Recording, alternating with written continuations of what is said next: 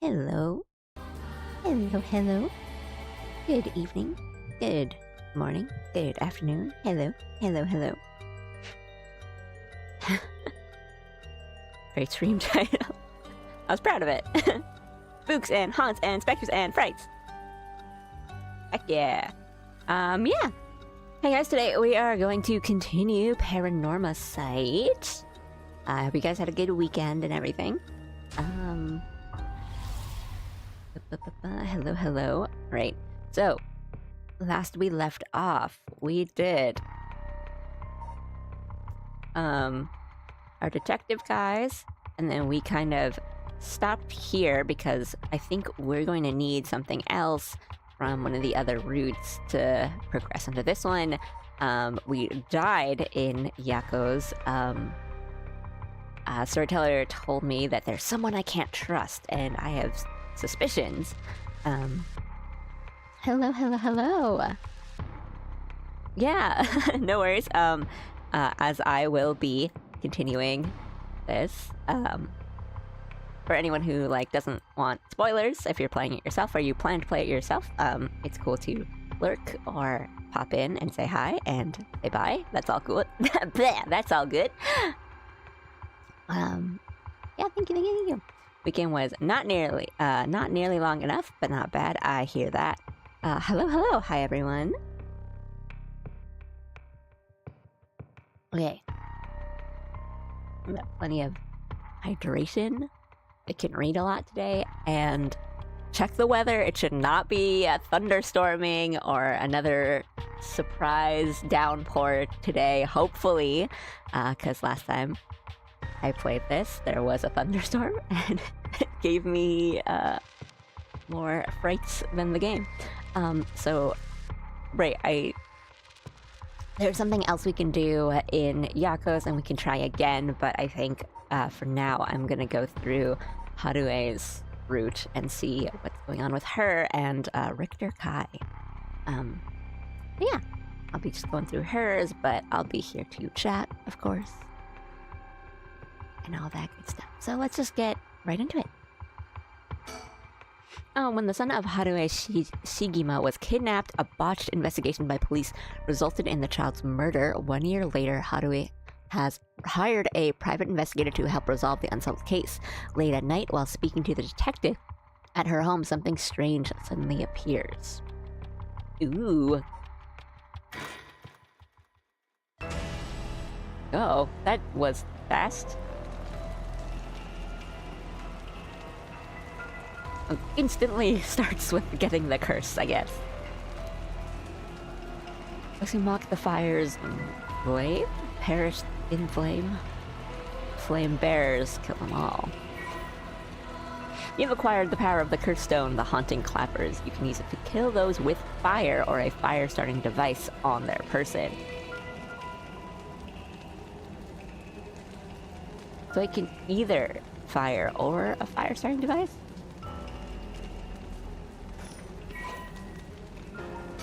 Okay.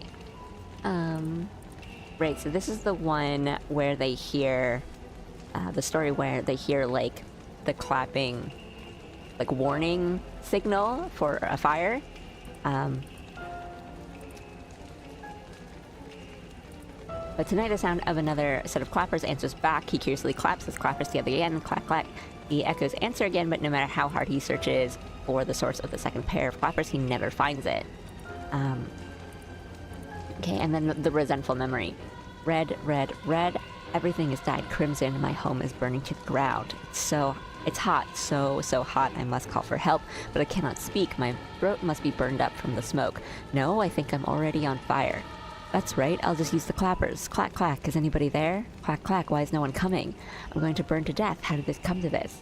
Oh, right. Her. It must be the work of that vixen who appeared suddenly and enchanted my lord. That witch. Those hauntingly cold eyes had my lord dancing in the palm of her hand.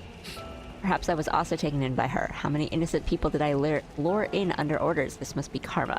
The sound of a heavy bell. Feels like my head will split open. Ah, right, the evening bell. That must be why nobody can hear the sound of my clappers. I gotta do it louder. Clack, clack. Ooh, okay.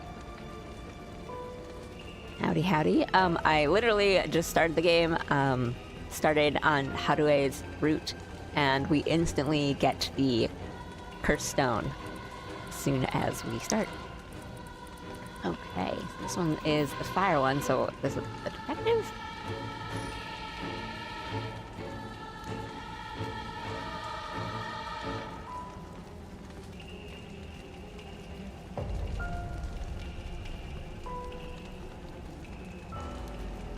Yeah.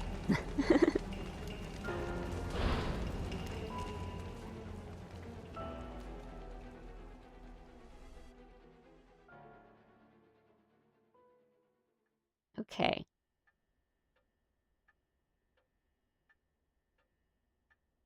Sigma Mansion reception room.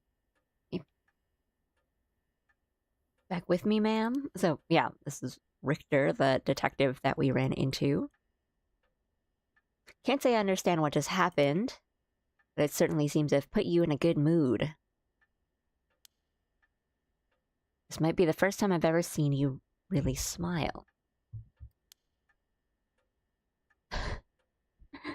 Sweet dreams?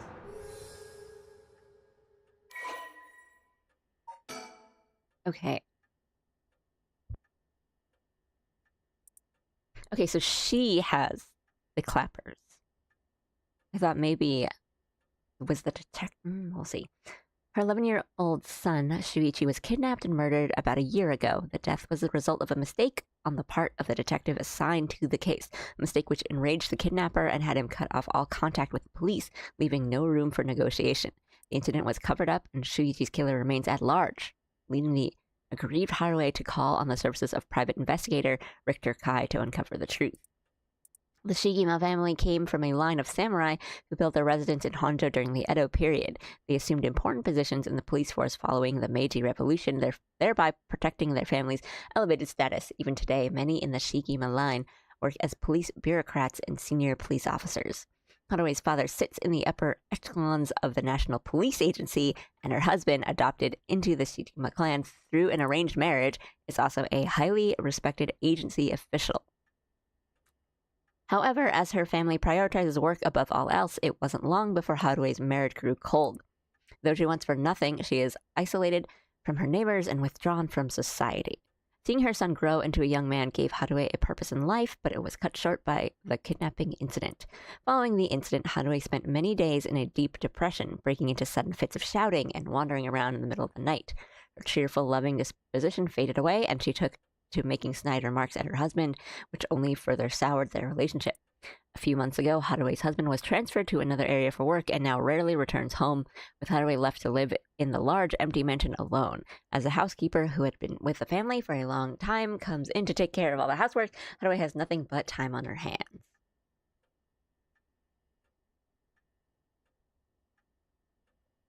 Oh boy. He seems tragic. No, not dreams. Sounds like something I might want to hear about. I like his... It's not even like 80s, it's like 90s. We're going full hard-boiled. Well, I think Sumo is more, but very Kamen Rider double. An arrangement of flowers. We bring in someone to do it. I don't even know what the flowers are called. An old hanging scroll. I don't know who painted it. It's been hanging here since before I was born. Think. My heart's still racing. This is it, my chance at long last. Stereo unit with separated speakers designed for home use. My husband insisted on buying one, even though he isn't one to listen to music often.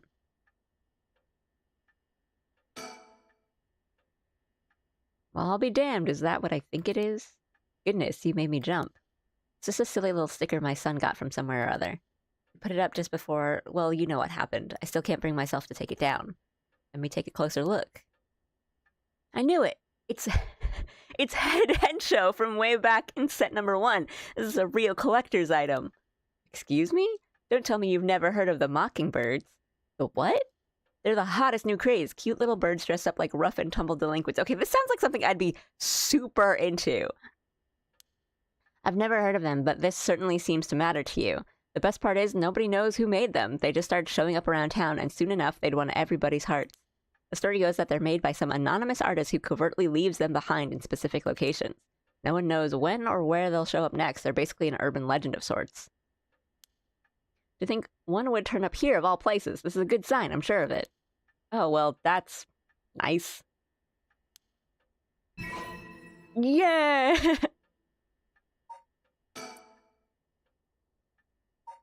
Whoa! Be in the right place at the right time in Honjo, and you might be able to find all 20 of them scattered around. Legend has it collecting them all will bring good luck. Yay! Okay, so there's little hints, I guess. I wonder if I've missed any yet. But maybe if they're introducing them to me now, I haven't.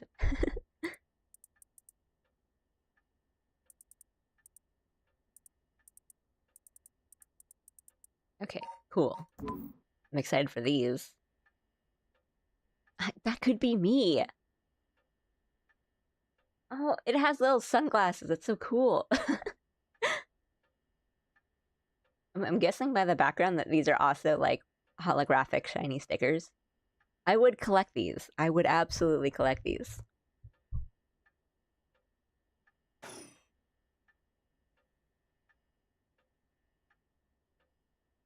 Okay, anything else of interest?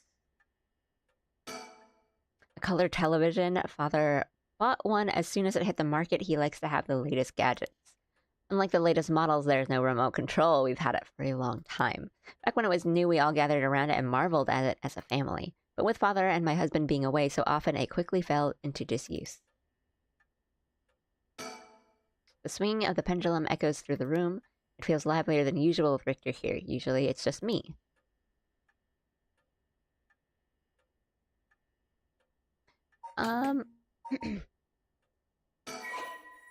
If I look at it, then I kind of restart because it's kind of like the menu or the episode list.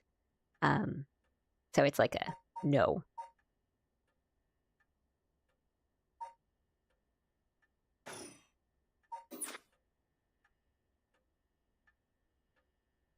Okay. I wish I was as cool as that chicken. I have seen some really, really cool roosters in my time.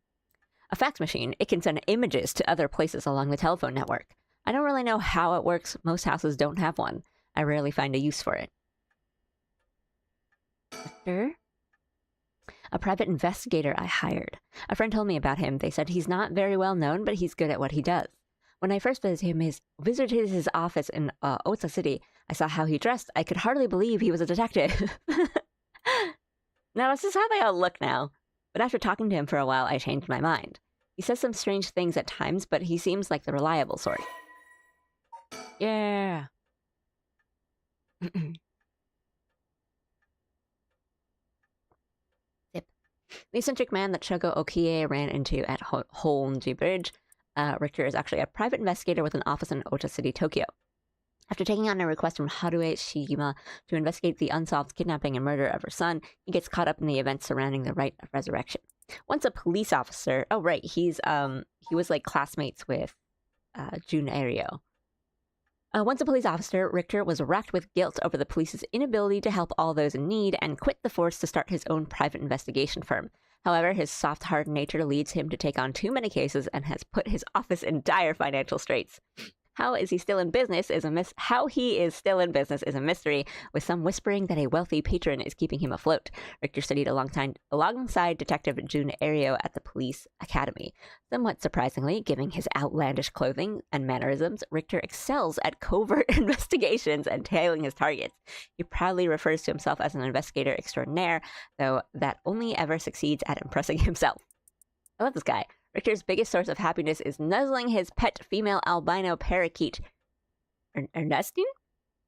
which he keeps in his office. He also enjoys collecting mockingbird stickers, a popular line of merchandise featuring birds inexplicably dressed like delinquents and can be frequently sighted searching around town for them. While out and about, Richter typically leaves the office and, more importantly, resting in care of Alma Mori, a junior high schooler who volunteered to assist Richter after being involved in a previous case. This guy is a Kamen Rider character.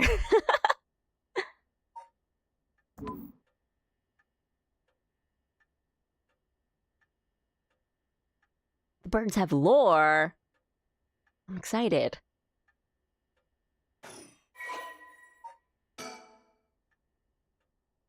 Oh, the Azure Heron Agency. Okay, this guy is a Kamen Rider. Richter Kai's private investigation firm in Kamata, Ota City. Originally, Kai thought to give it a simple name, like Kai's detective agency, but upon hearing that people are more likely to pick names listed at the front of the phone book alphabetically, he decided to pick a name starting with an A. Thus, the Azure Heron Agency was established. Dude, I love this guy. However, it is questionable whether the heron, a bird of somewhat ominous significance, is an effective symbol for attracting customers. Even his own assistant has referred to the name as confusing at best. After all, rather than an azure heron, Richter keeps a white parrot as a pet and dresses not in blue, but mostly in white. If there was a symbolic connection to be made here, it has surely been lost on all but Richter himself. And then it tells you what private investigators are. I think he's not quite as bad as Reagan, but he's kind of in the same vibe. Bird facts.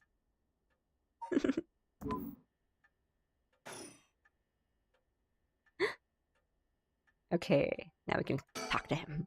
Let me bring you up to speed. We were in the middle of a chat when you suddenly started spacing out, and the whole time you were grinning to yourself like you just won the lottery. Care to tell me what that was all about? Well, where to start? Yeah, I got cursed. But where did I get it from?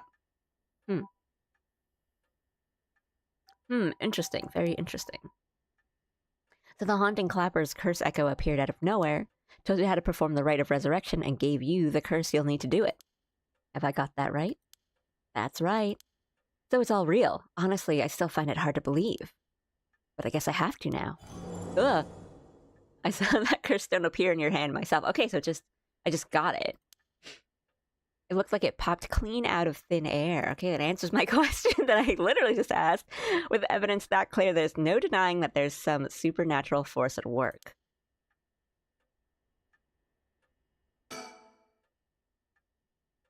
I don't think you quite understand. Oh? This isn't about evidence, and it isn't about belief. It's more than that. I know it's real. The moment the curse appeared, I knew everything before it even said a word. It was already there in my head, as clear as day. You just knew, huh? It was etched onto my soul, along with the curse echo's resentful memories. So I can feel it, what it was like. Dying like they did hundreds of years ago. Beast in flame, writhing in pain as my flesh blackens and my blood boils. I can feel it. All the agony, all the rage. It fills me with bloodlust. ... I think I need to kill someone. Anyone will do, just as long as they're carrying fire. I see. That could be a problem. You think so? From what I know of you, I was sure you'd see it as an opportunity. The stronger the desire to resurrect someone, the stronger the urge to kill. That's how it seems to me, anyway. Good grief, talk about a spanner in the works. I say we take stock for a moment, remind ourselves where we've come from and where we're going. That might be a good idea. For some backstory! Obligatory looking around to make sure no ghosts have shown up behind me. Okay. About the investigation. That's what you hired me for, ma'am, to look into your son's kidnapping last year. To uncover the truth behind the abduction and murder of Shuichi Shigima. Oh yes, I remember. I never did find the one who did it. That's what I'm here about today. In fact, kind of you to let me drop by so late, by the way. Yeah, it's midnight. I've been turning over every last stone and I've come up with a grand total of... 1 lead! So you said. As far as the police are concerned, it's a cold case, but I've managed to make some headway. I remember you were just about to tell me. Okay, the overview of the Shigima kidnapping. A kidnapping and murder case that took place in Honjo, Sumida around 1 year ago. Haruo Shigima's son, Shuichi, age 11, was kidnapped on his way home from school with a ransom being demanded that same evening. Initially, the kidnapping was thought of as a simple extortion scheme, but when it came into light that the Shigima family was closely tied to the police and Shuichi was in fact the grandson of a senior official, it was quickly assumed that the perpetrator was acting upon a grudge against the police force. The kidnapping was treated as a direct attack against the good name of the police, and a large-scale investigation was launched that used the best equipment available to trace phone calls. This made it all the more embarrassing when they were unable to catch the culprit, losing the public's confidence. The culprit grew cocky, relentlessly mocking the police force. After 3 days of failure after failure, Haruo reached a breaking point. Spurred by concern for her son, she resolved to hand over the ransom money as fast as possible, but her husband and father, who held the prestige of the police in high regard, refused, saying that they would not let the criminal win by giving in to their demands. The increasingly frantic detective assigned to the case lost his temper when the criminal called to give an ultimatum, causing the culprit to never make contact again. Another week passed and Shuichi's body was found floating in the Sumida River. Shuichi's death could be largely ascribed to the police's incompetence, but this was ultimately covered up by the stringent media embargoes.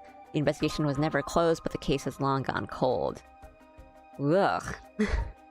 Ugh. Right? With the police's reputation!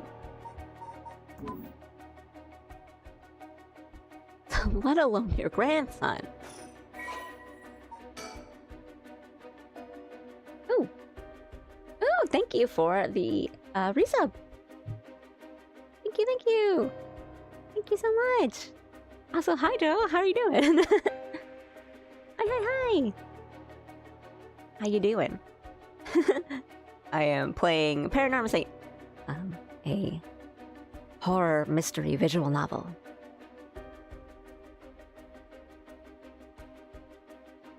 Making sure to be very hydrated. Okay, so this is the son, Shuichi. Oh no, he's like very young. Shuichi was a conscientious, brave young boy who was determined to protect his mother, Haruo, amid his father's frequent absences. He dreamed of becoming a police officer and displayed diligence and an impressive sense of responsibility from a young age, likely due to being raised in an extremely strict environment. Born in the early 70s, he spent his days immersed in various activities and studies, including playing piano, learning the abacus, taking English lessons, and training in kendo. Shuichi's tendency to put other people's needs over his own meant he died without ever telling his classmates how much he longed for them all to go out on a hunt for Mockingbird stickers. Was he though? Is he the creator of the Mockingbird stickers? Hey! Hello, hello, welcome, welcome. We are not too far in yet. We are also just kind of like learning backstory and stuff like that, so it's all good. Got home from work, doing great. Sounds good. Relax. Hope you had a good day at work.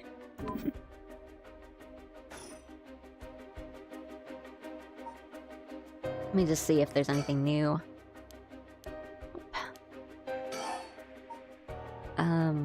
Let's continue talking about the investigation. You know, we still need to figure out exactly what you want me to do. Tell you what, why don't I tell you what I found and then we can make a decision. Alright. Okay. Let's talk about kidnapping. I suppose there's not much point going over the kidnapping itself. No, I'm very familiar. And I'll leave that for the files to cover and just confirm a few things about the case. The police traced the culprit's calls back to, let's see here, northern Oyoko River here in Sumida City. That's quite a wide area. That's right. In the end, they never managed to nail down exactly where the calls were coming from, but it was almost certainly the same location that Shuichi was being held captive, since Shuichi's voice could be heard during the killer's calls. Northern Oyoko River is quite a distance from Shuichi's normal school commute. Factoring in that he was seen at school but went missing before he arrived at his house, it's likely that he was abducted by car on his route home.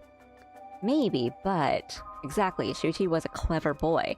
He never would have gotten into a car with a stranger. That's right. I was very firm about that. I knew he understood too. I even saw him warning the other children. It's possible that they forced him into the car. The only issue is, there weren't many witnesses to the kidnapping. You can't bundle someone into a car with that many students around and not be noticed. But nobody came forward to say they saw anything suspicious. Okay, so it's probably he knew someone in the car. Or something like that. So did they target him at some other time or somewhere far away from his usual route? Both of these seem a little far-fetched. Which raises the question, how did the kidnapper pull it off? The police never managed to find an answer. In the end, they decided that the kidnapper must have just gotten lucky. Well, why not turn the problem on its head? Turn that chessboard around. The kidnapper managed to convince Shuichi to get into their car, but how? The only thing that makes sense to me is if they were somebody that he would have had a reason to trust. Yeah. A teacher, perhaps, or a relative, or somebody else that he knew. But all of the adults Shuichi knew had alibis. The police checked them all thoroughly. They did, huh? No one throws numbers at a problem like the cops. But what if it wasn't someone he knew, or rather... what if the culprit disguised themselves as a police officer? That would explain why he didn't find them suspicious. The Shihima family has close ties with the police after all. He would have had a reason to trust them. You might be right, but surely that couldn't have... Well, there's a problem with the theory. You'd be surprised how much police officers stand out. That's sort of the point. After all, they're meant to be a visible deterrent against crime. Right? Because I was thinking, like... yeah, exactly, that if it's... how did they get him? It's because he had a reason to go into the car, and it's because it's someone he knew, or... I mean, yeah, because I guess if it's something like some kind of threat, then I think that would still attract attention. Since they're seeming to say that it happened kind of like in broad daylight with people walking around and stuff. Here's another interesting little bit of trivia I happen to know. When you ask people to imagine someone suspicious, nobody pictures women or children. Even kids who'd been warned about stranger danger often subconsciously expect that danger to look like an adult man. Besides, Shuichi was the sort of boy who wanted to be a police officer when he grew up. He must have had a very strong sense of right and wrong. That's right. Wait, surely you can't mean... now you're getting it. If, say, a young woman approached Shuichi asking for help, what would he have done? Right, yeah, yeah. So it's either... I think, like, someone he knew or someone he had reason to trust, or some reason where he would go willingly, like, something like that, where he, like, wants to help someone. But then, I think that's still a little... that would draw attention. If someone like that said they were lost and asked him for directions, would he have gotten into a car? He might have. My husband always told him that a man had a duty to watch out for women and children. I don't really like her husband. You could certainly argue that kind of attitude is outdated nowadays, but if Shuichi believed it, then we might have something here. Then you think the culprit was a young woman? But it was a man's voice on the phone. She might have been an accomplice, or maybe she didn't even realize she was being used. If anything, that would explain why she hasn't come forward. She herself might not realize she had anything to do with the case. Okay. Anything new yet? Not yet. So the question is, did anybody see Shuichi speaking with a young woman on the day of his disappearance? See, what I said about people's biases, that goes for witnesses too. And I figured that maybe if I started asking new questions, I might get some new answers. So I spent my day asking around Shuichi's school route, seeing if anyone had seen something. And one man thought he had. Do you mean he saw it happen? Well, I can't say that for sure yet. Turned out he wanted something from me, so he asked if we could talk in private.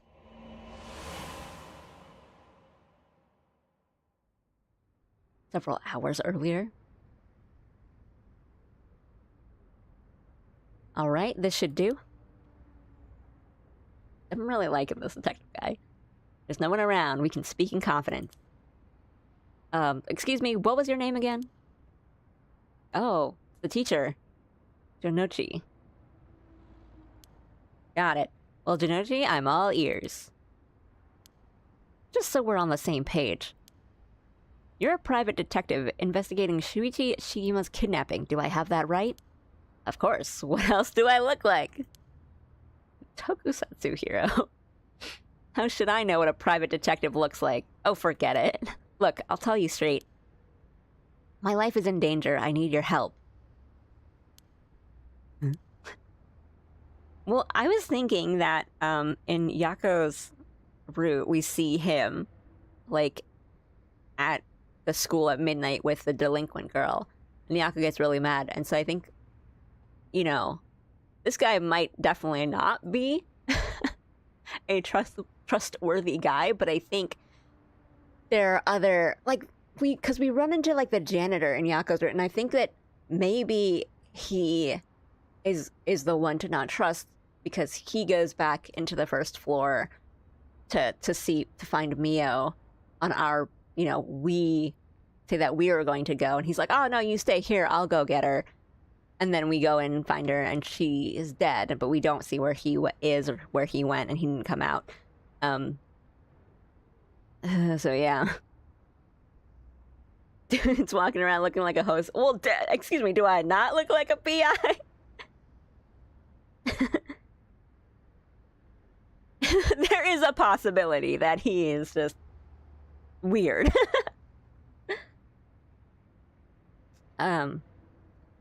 Yeah, we'll see.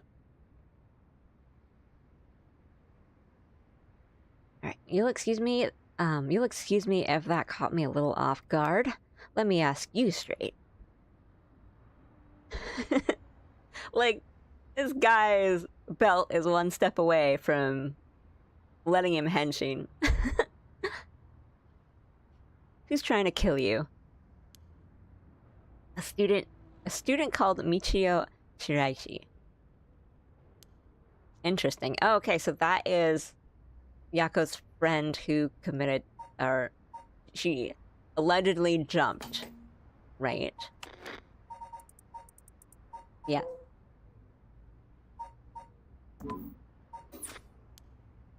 A schoolgirl, eh?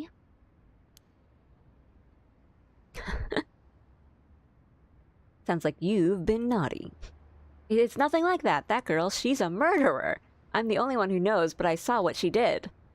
Michio Shiraishi, I saw her kidnap Shuichi Shigimo. We're getting into it!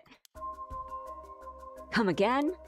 I saw her talk to him on the street and lead him away. I didn't think much of it at the time, but then he went missing. Okay, alright, that's interesting. That's putting some stuff, not together, but then, like... Because then maybe it's a guilt thing, but then we know that her home life is kind of tumultuous.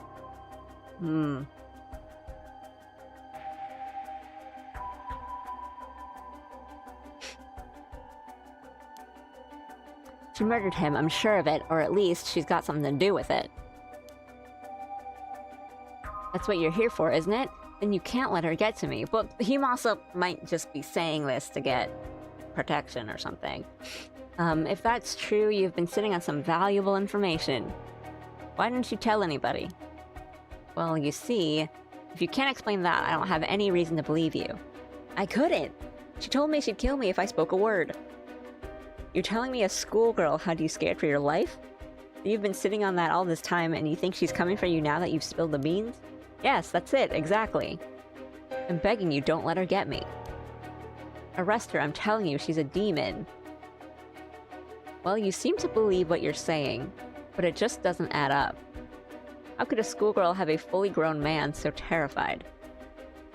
You don't know what she can do. She'll curse me. Oh, okay.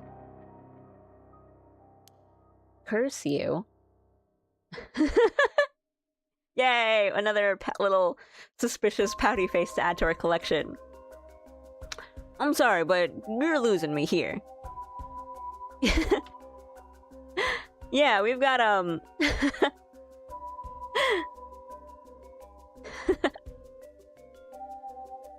yeah, we're in, like, 80s Japan. Schoolgirls are definitely high on the list of can murder you.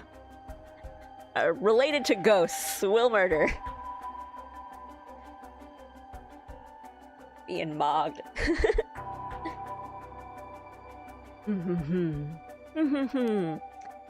It's true, her house. It's... forget it. Why did I even bother? You seemed dubious enough to believe... You seemed dubious enough to believe me. But I should have known you'd never understand. Enough, I'll find someone else to help me. Oh, huh, then... I mean, he was talking to the delinquent girl when we see him first, so I don't know, like, maybe he's like... But no, I mean, Michio's already dead. But the Ouija board ghost told us that her death wasn't an accident. Hello, hello, hello. I looked away for a second. Sure hope the stories didn't intertwine while I was away. Full width text. Gotta do my cool detective, hardboiled detective pose.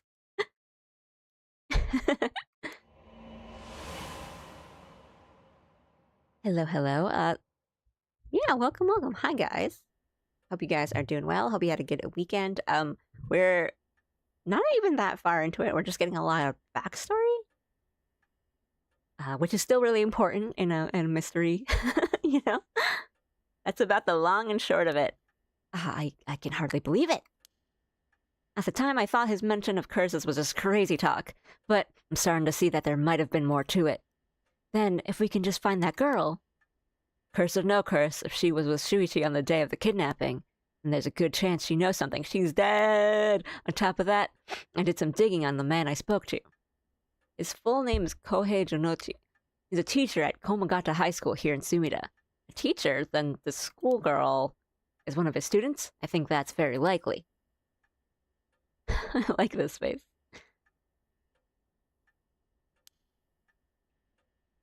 This entire series of events turns out to be started by a scary Japanese teenage girl who was just bored. That is, like,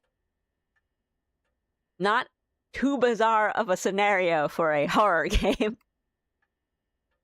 Oh my god, the phone? Is that me? Oh, I never looked at the phone. The telephone. This mansion has a private line. I'm like... Oh. I thought the phone was ringing, but it was sound coming from elsewhere. This mansion has a private line. I never checked it, so that's good that I checked it. Let's keep going with the kidnapping. At last, we've got a lead. Hopefully, it'll be the breakthrough we're looking for. Okay. Okay. Rite of Resurrection. The Rite of Resurrection, huh?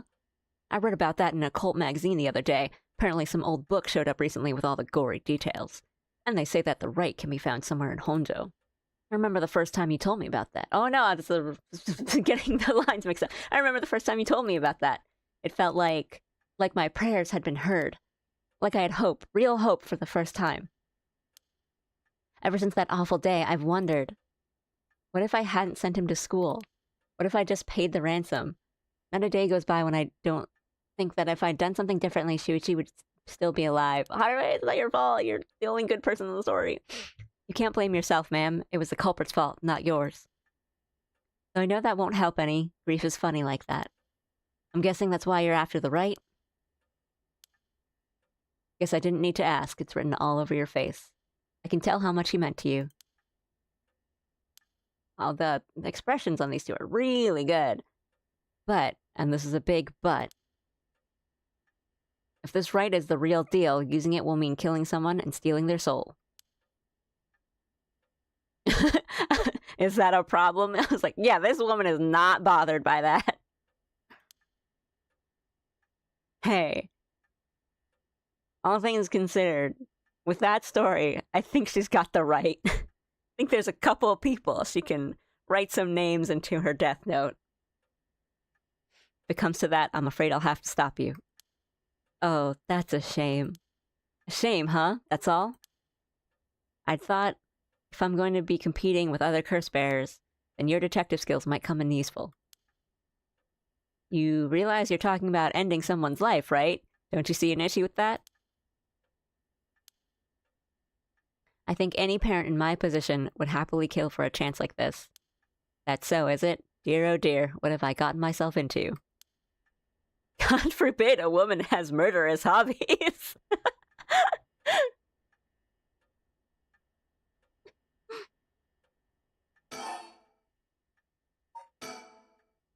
If it makes you uncomfortable, then you won't have to get any blood on your hands yourself. I don't need you to kill the other curse bearers, I only need you to find them. I won't be party to murder, ma'am, not even for a client.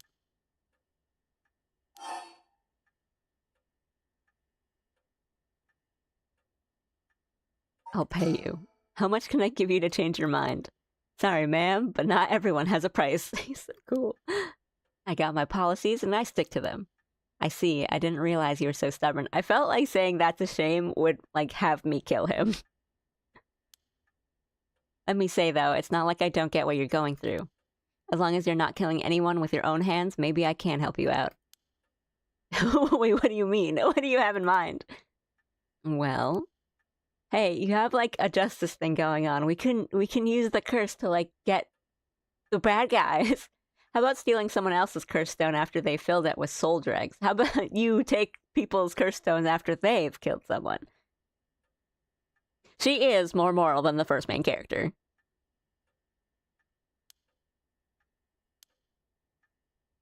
If that was all you were after, then I can lend you my services guilt-free. If the other curse bearers want to kill each other, that's their business. I'm not trying to be a hero here. I guess there's no guarantee a stolen curse stone will work, but we can worry about that later. Well then, I suppose we have a deal. Although, what if I stole a curse stone using my curse? Would you disapprove? That would void our contract, ma'am. Just warning you now. My.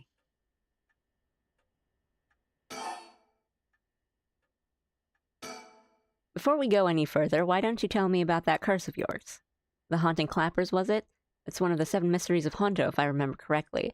Then, maybe Richter, because he's good at tailing, maybe he saw Shogo, like, just kill a whole bunch of people, and he was like, hey, Hanue, I found you a curse bearer. You should really kill him. Because he asks us if we have a light on us. And he doesn't seem like the kind of guy that would just want to kill us without knowing us. That's right. The original story did happen somewhere near here, I think. I'm sure I remember hearing that. I'm not good at reading today. In that case, my money would be on all the curse bearers being somewhere in Hondo. Our first move should be to narrow them down. Some of them are bound to try and come for you first. We'll need to be ready. Good night, turkey. The curses make their bearers more willing to kill, so an attack could come from anywhere.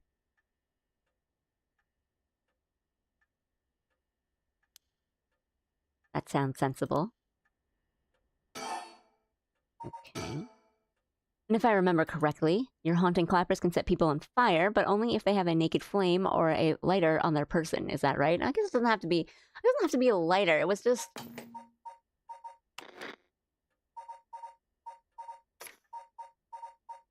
which ones do we not have yet?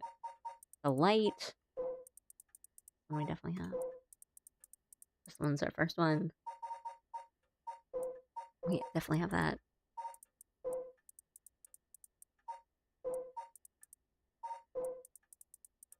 Okay. Yeah, so like a naked flame or a fire starting device. And so it's a fire starting device. And so a lighter has the fuel in it and makes the light. So, yeah, I guess it's like, it can't just be like anything. No, any sort of thing that could be used as like tinder or kindling. It has to be a Fire starting device.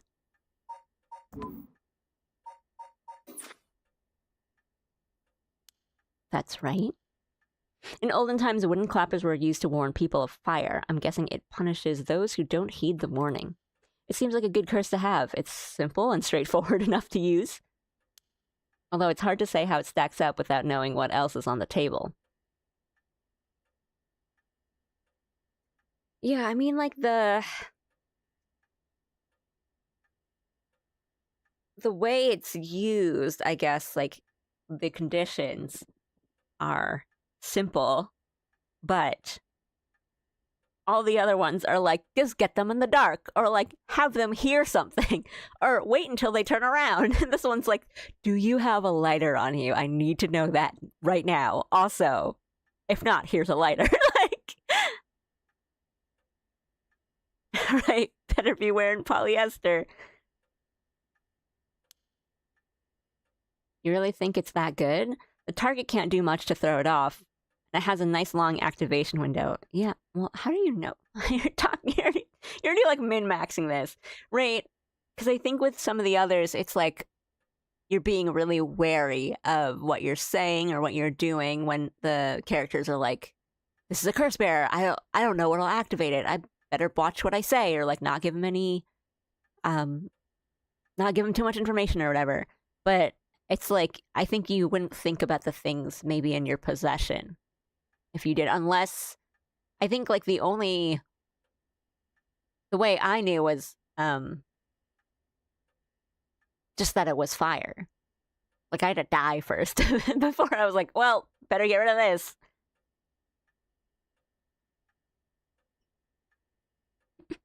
Just carrying a tank of gas. like I guess what I mean is like, would a book of matches work? Because that's technically like a fire starting device, and everything in a book of matches would give you enough to right, start a fire. But if you had like a single match, maybe that's not enough. Or like if you had an empty lighter, right? If you had a lighter that didn't have anything in it, then it wouldn't work. I think. But then I think something like, you know, like a book of matches would be easy to kind of slip into someone's pocket. And then have them, and then be able to use your curse on whoever.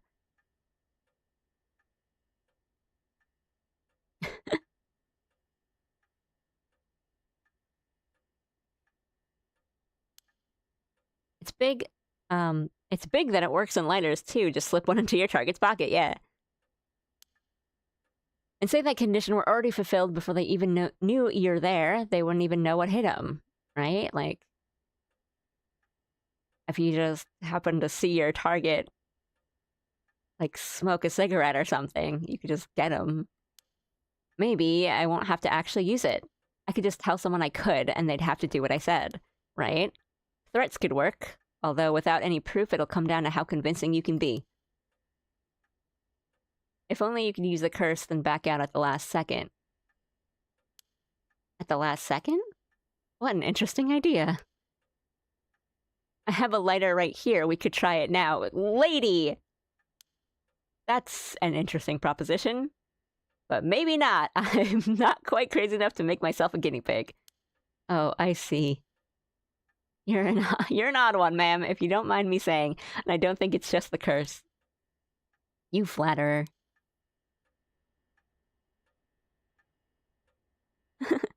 Hi, Tenant. This man who is so against murder sure is offering a lot of suggestions on how to murder. Wow, your murder superpower is pretty handy for murder. Here's how. I was gotta check there's no, like, will-o-wisp. The lights. The chandelier is the only thing in here that's my choice. It's my favorite part of the room. We do, like, every scene does open it with it.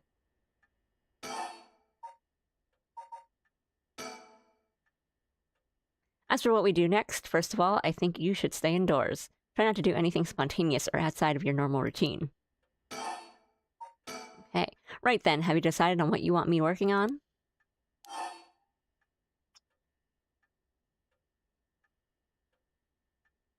I think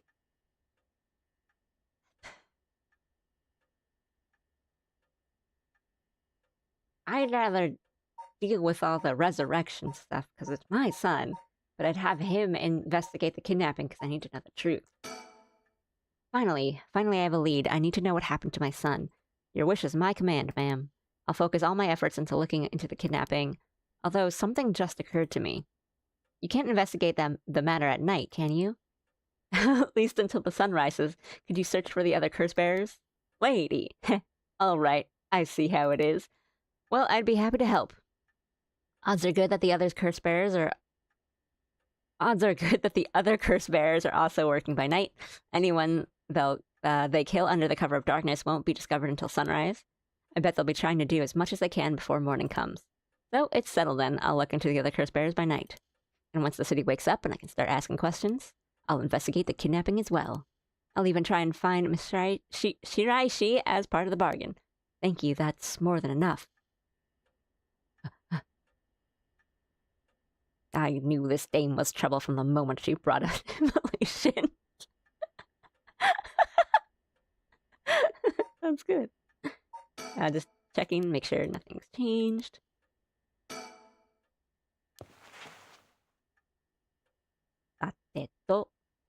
I should get to work. There's only so much time before sunrise. He's so cool! I'll call you if I find out anything new. You stay here and keep a lookout. All right.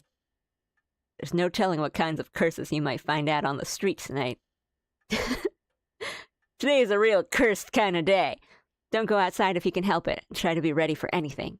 I will. Well, if that's all, I should be going. I think the chromatic abrasion is pretty strong in this one. He's cool, but he's no Jim. True? He is pretty cool. Okay, that was all exposition background in that chapter.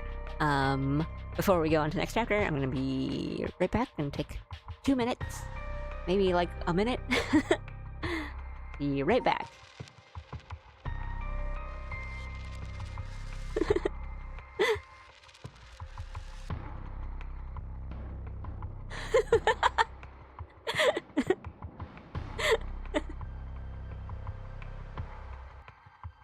Don't we know it? Okay, be right back for real.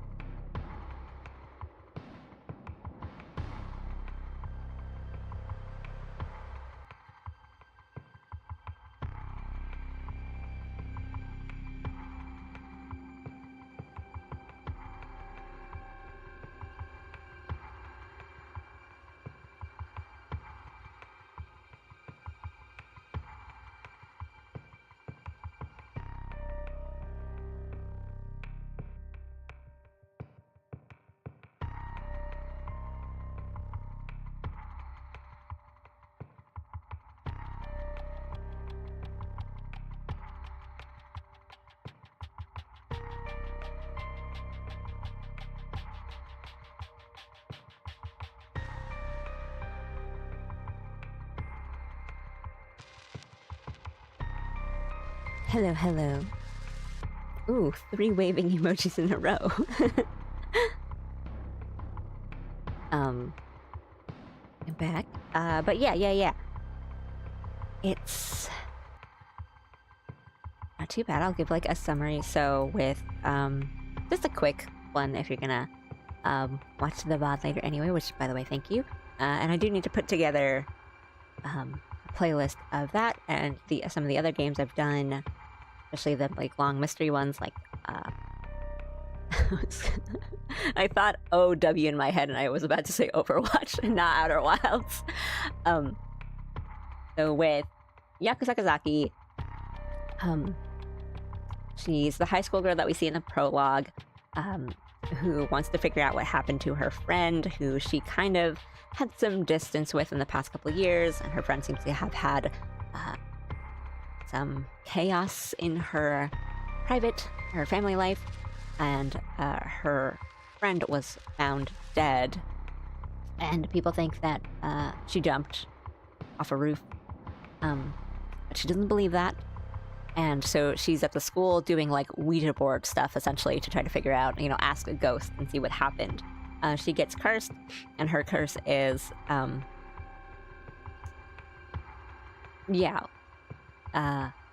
she produces like a sound, like music, and if the... I need to confirm with the ghost if she did a sick flip. Oh my god. If she gets spotted, then the curse breaks. The police detectives, the two that we also meet in the prologue, they're basically, I can't speak today, this is a bad day to pick a visual novel game. They are essentially like an X-Files sort of thing, where they're police detectives, but they're also part of this like paranormal activity kind of division, super secret division of the police force, that deals with like this kind of stuff. He gets a cursed stone that he can activate if he is actively being like misled by the person he's speaking to. So if they try to deceive him or lie to him, and so he's just kind of been using that as like a deterrent. That's like, hey, I have a curse. If you lie to me, I'll know and I can use it. And I don't even have to use it to know if you're lying, so don't even try. And he's collecting the curse stones. He wants to like take them all in and confiscate them, but with him, we already have a few, but we have not killed anyone. We've just been like, hey, gimme. And that's what is going on with these two. And we've just kind of started with this one. This was not too far in. It's just, the first chapter was just like all exposition. Mission status, sick. Oh, just curses. So yeah, so far, I'm really liking these guys. Love these. All the detectives in this game. I love them. That's what's going on.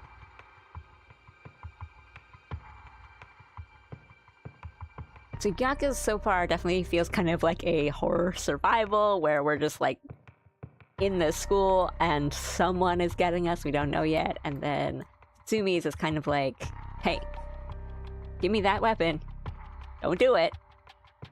I'll see what Hanue is gonna be like. A nice thought.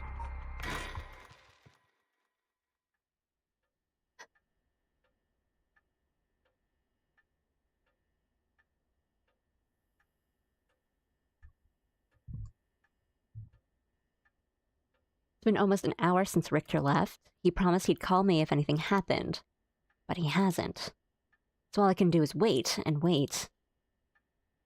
Guess we'll go look at everything again. I've put me at ease. I've seen it too often to feel anything from it now.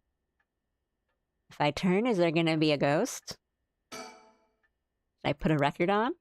No, it's too late for that. I'm not in the mood for music anyway. Can't look at the cool chicken. If I turn, there better not be a ghost.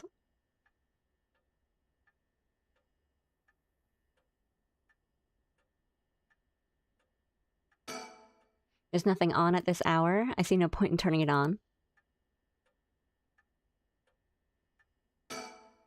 The ticking seems so loud, it just goes to show how quiet it is. So operating on like full Ace Attorney rules of I need to check everything and I will probably check the most important thing last. Come to think of it, I never offered him any tea. Not that I ever learned how to make it. Girl. Okay, that newspaper is probably the most important thing. The fax machine, I rarely find a use for it. I don't know anybody else who owns one. Waiting for Richter to contact me, but he hasn't. Okay, I think that's everything. What's this? A newspaper? It must have fallen off the chair. Okay, yeah. Fine. It's a newspaper. I only leave them in here for the guests. I hardly ever read them myself. I don't think I've taken the time to go over one in years, in fact. Well, it's not like I have anything better to do. Let's look at the television articles. I don't really watch much television. It feels as if all the information in the world gets passed through that little black box. But Father stopped them from reporting on the kidnapping back when that happened. I was glad about that. Less fuss. Oh yeah, you don't want to publicize it. Okay, why did I just put it down, though? My husband used to complain that it was too dark, but I rather like the gloom. Obligatory spin.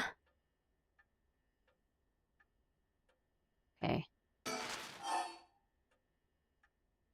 Is it not checked? Let me check if it is anything different. Now the comedy boom is over, all the comedians are flocking to the other genres. The occult seems really popular at the moment. Look at all these paranormal specials. Okay, education. Everyone attends high school now, even girls. Universal education policy, they call it. The country's gotten rich enough that every child can go to school.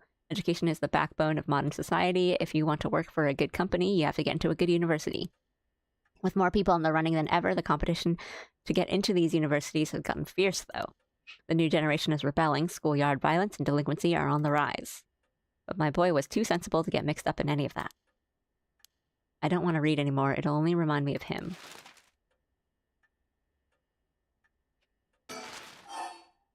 Okay. Culture. Now that everyone has more spending money to go around, people are coming up with all kinds of new diversions.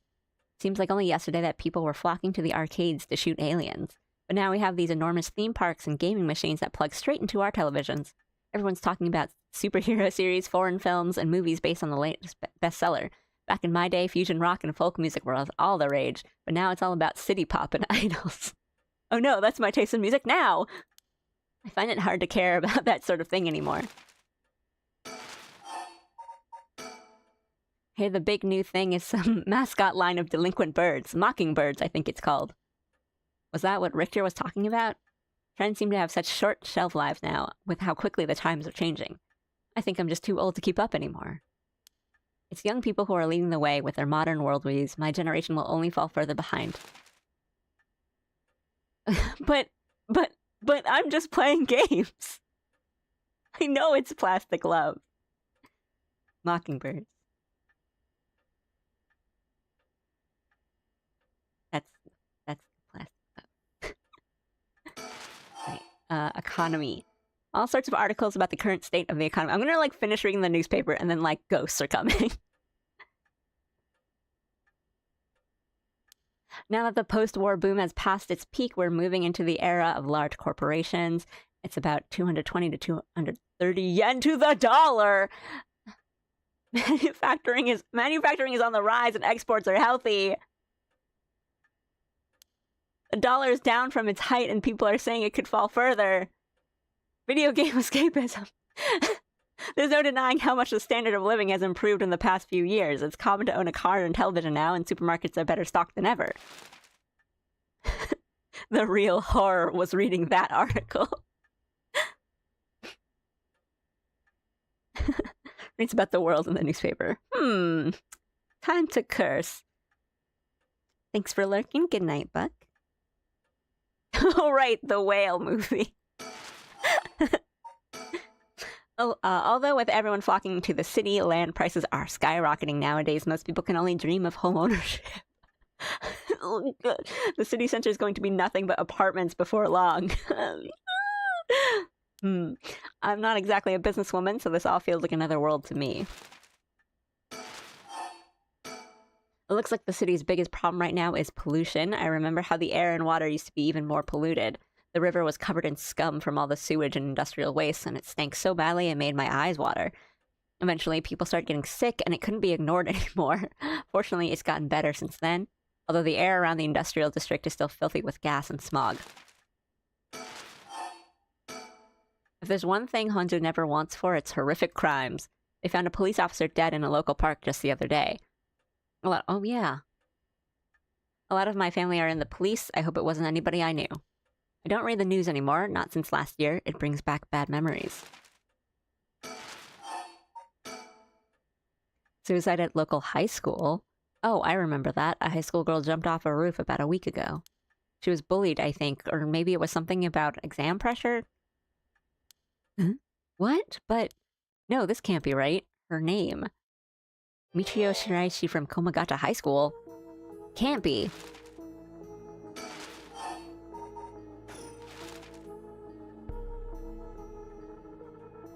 Definitely thought I saw something move or change in the screen. Okay, I think... Michio Shiraishi, the same girl who witnessed my son's kidnapping, committed suicide last week? But that means... Mr. Tonochi was terrified of someone who already died? Is that what he meant by a curse? I can't work this out on my own. Maybe Richter will know. Why won't he call? Oh, I haven't left it off the hook, have I? Check it. I'm waiting for Richter to contact me, but he hasn't. I've made sure the receiver is on the hook. It'll ring as soon as he calls. Ah! That must be him. Damn it. When they make me choose something like that, I always get so nervous. Hello, Shigima Residence. Why'd you fade to black? Okay.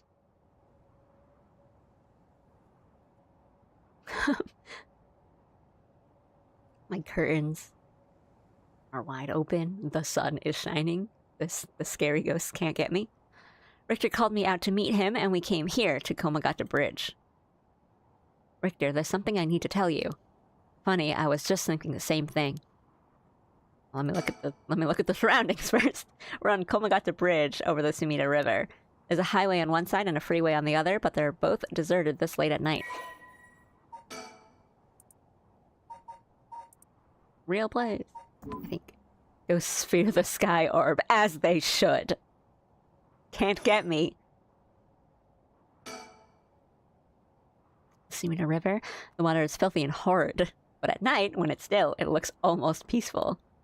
Can I ask you something, ma'am? Is the Sumida River what you Honjo folks picture when you think of home? I couldn't say. All I can tell you is I can hardly stand the sight of it. Right, should have guessed. This is where they found him after he went missing. All alone, floating in that horrible water. All I can think is how scared he must have been, how cold he must have been.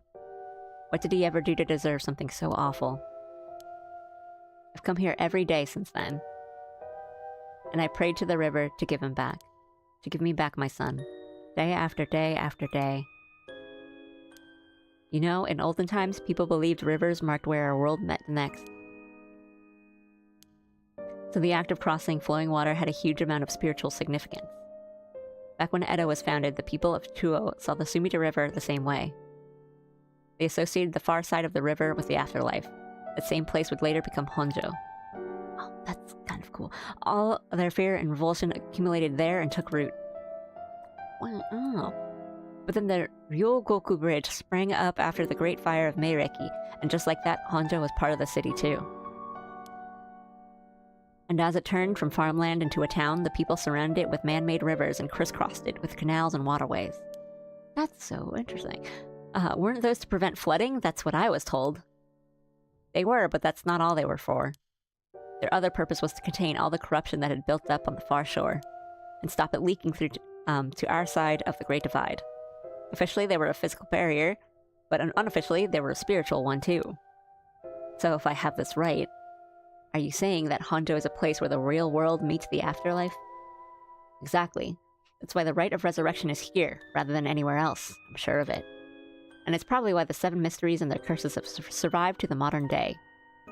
And I guess that would make this the spot we're standing now, right over the water, the border between life and death. If there was ever a place where bringing back the dead might be possible, I reckon it's here. Is that why you called me out here? It's 2 a.m. It's funny that you mentioned praying to the river. I might have done more than you think. That's kind of cool, though. Is that supposed to make me feel better? Just thinking out loud, ma'am. Well, it's a nice thought. The river.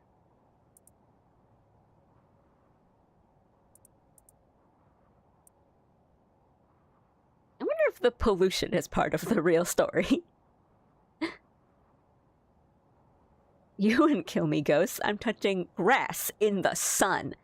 Everyone knows ghosts are allergic to grass and sun.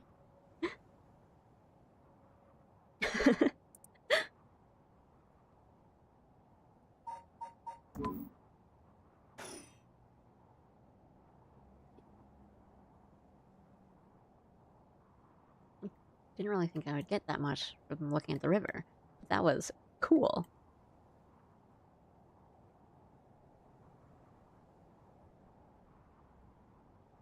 So I'm just like, always expect turning around and seeing someone in the distance and being like, what's their deal?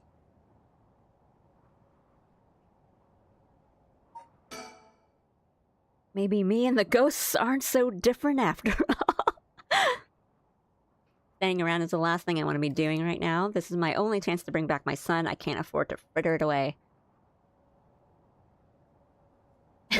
Me, mildly allergic to grass. He's gazing down at the water. What does he see down there, I wonder? Ghosts.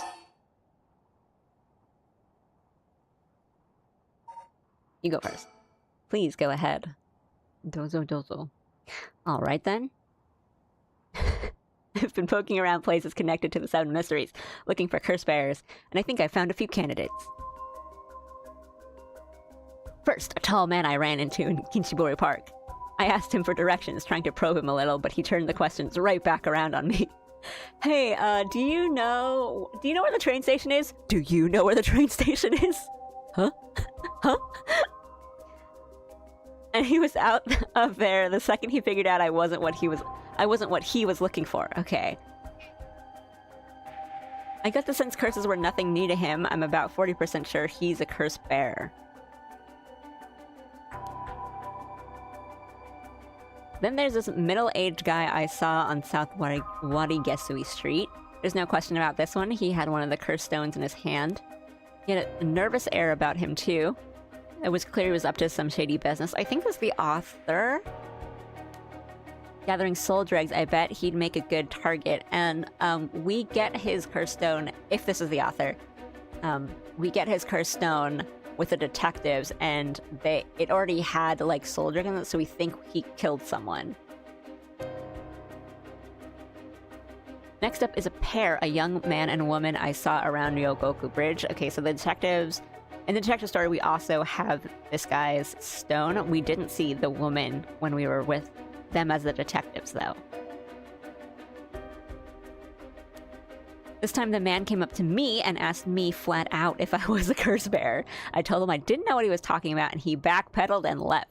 Looks like they lurk around there often looking for kindred spirits, would be my guess. Though it didn't seem like they were quite working as a pair, right? She was just kind of standing around. And like, oh, don't mind me. Gathering soul dregs in a group might be a decent idea if you could make it work. But with things being how they are, it's gotta be hard to find folks one can trust. They've got brass, though. I don't know what their deal is, but I'd like to find out. Last is 2 detectives I've seen sniffing around. The police are involved? Not necessarily. A body turned up in a local park a few days ago, so they might just be looking into that. Still, the park's got ties to one of the 7 mysteries. Might be it was a curse that did the guy in. And if they're sending in detectives from the head office, then something's gotta be up. How do you know where they're from? Let's just say that when you're in this business, there are some faces you get to know. I mean, they literally know each other. And I mean, Jun is a little... he's a little shit, but he made it seem like Satsuma was like at least a little kind of famous. I mean, they also like studied one of his stories in Academy, so I think he would just know who both of these are, I think. Anyway, that's everyone who's caught my eye. You found all of them in so little time. I really did hire the best. And I'm like, with these three, I don't think we've seen Yoko or Shogo yet. But in Shogo's like prologue, we meet all these characters and we like kill half of them. And or, you know, they try to use their curse on us and then we kill them and take him. But in these three stories, we've already like taken some of their curses. So I wonder if they're just like two separate timelines or if they're gonna... And it seems to be like that prologue seems so separate from the three that we're doing now, which they seem to kind of be going together. So I'm feeling that they're maybe like just two separate timelines or something, like separate possibilities. And like, I don't think we've even seen them yet.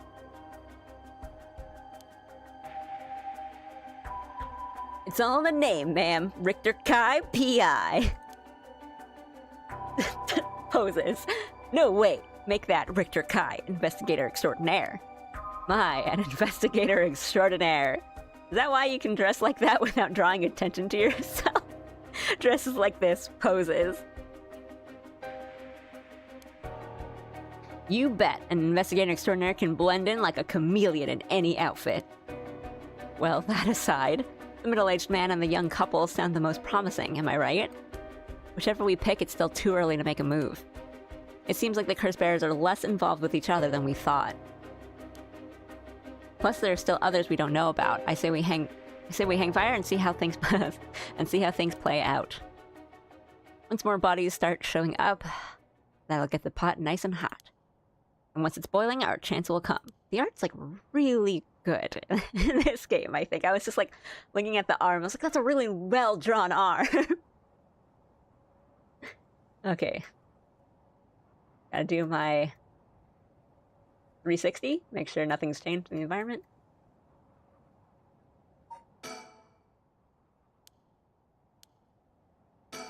Oops. Let me click his face. There's something I need to tell you.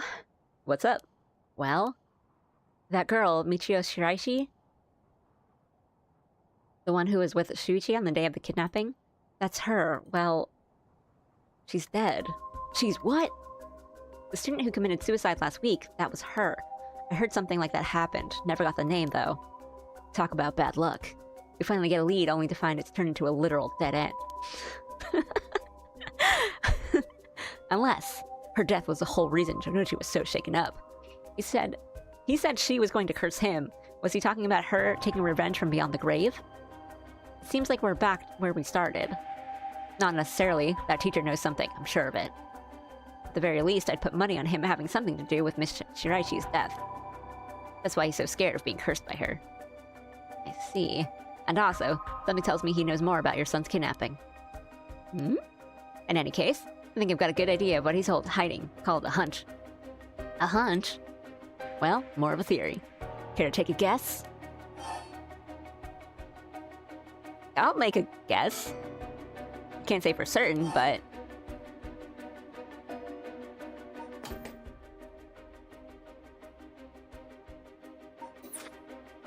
well, stuff like this because I'm not sure... I'm not sure what the other parts of the sentence are going to be. He? No, maybe... No, okay. I thought... Subject, object. I switched the... Let's do silence. With murder. What if Mr. Jonichi silenced Michio Shiraishi with murder? What do you think? I see, so you think Miss Shiraishi's death might have not been suicide. That would certainly give him a good reason to think she'd hold a grudge, but I'm not sure I buy it. That might be a little bit far-fetched. Sorry. I meant to do it the other way around. I'm not really... No, I'm cut out to play detective. Really, I promise. Well, no point dwelling on speculation. The truth will out in time. Right now, I think we need to have another chat with Mr. Jonochi. Don't you want to tell me something? I've already said everything I wanted to say. Okay.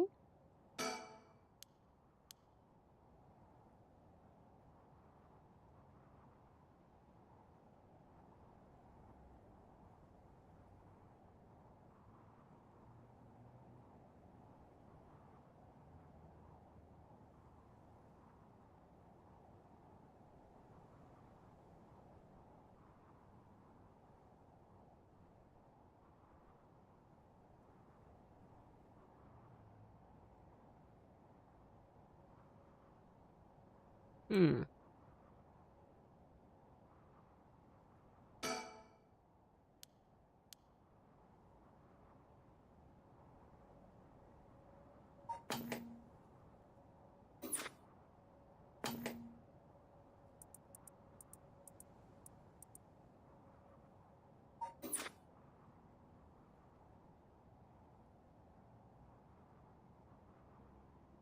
I'm surprised nothing's triggered. Have I not seen something or talked about something? I don't have any, like, items. Oh, okay. I guess we're looking at the river again. Oh, that's right. There's one more memory I have of this river. Do you mind if I tell you? Go ahead. Must have been about 20 years now, when I was still a schoolgirl. Back then, the Sumida River was much filthier than it is now. It was full of garbage and industrial discharge. It was scummy and slimy and it stank. You could look out over the water and just see dead cats and dogs and pigeons just floating. And one day, among all the filth and garbage, there was a piece of my missing classmate's hand. What? It was almost a miracle when you stopped to think about it. What were the chances that someone would find a part of her that was still recognizable? And although everything but the palm had rotted away in the water, the part that was left would have an identifiable scar, and that they could tell it had been a murder from the blade marks on the bone. Wait, are you talking about that? Oh, yeah. Yeah, I was like, we heard about this before, and I couldn't remember where. Right. Tsuma was talking about it, but he was kind of not being really specific because it was like a really grisly murder. Are you talking about the Nejima murders? So you've heard of it. I'm impressed. It's really... Yeah, that we think might have also been a curse because the murderer, whenever asked about his motive, he would just say stuff like, oh, I forgot what it specifically. I don't know if I have the file here in her story. Or we'll probably get it after this. But I think he was kind of saying stuff like it wasn't me, or like I don't know why I did it, I just did it. Stuff like that. And it was like a really early grizzly. How do I... It's really pretty.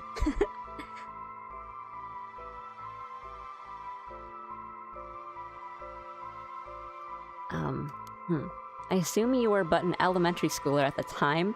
I wasn't really aware of it then, I only heard about it after the fact. I had no idea the victim was a classmate of yours. Fumichika Nejima. The man who made headlines over 2 decades ago as the perpetrator of the brutal killings known as the Nejima murders. Is that it?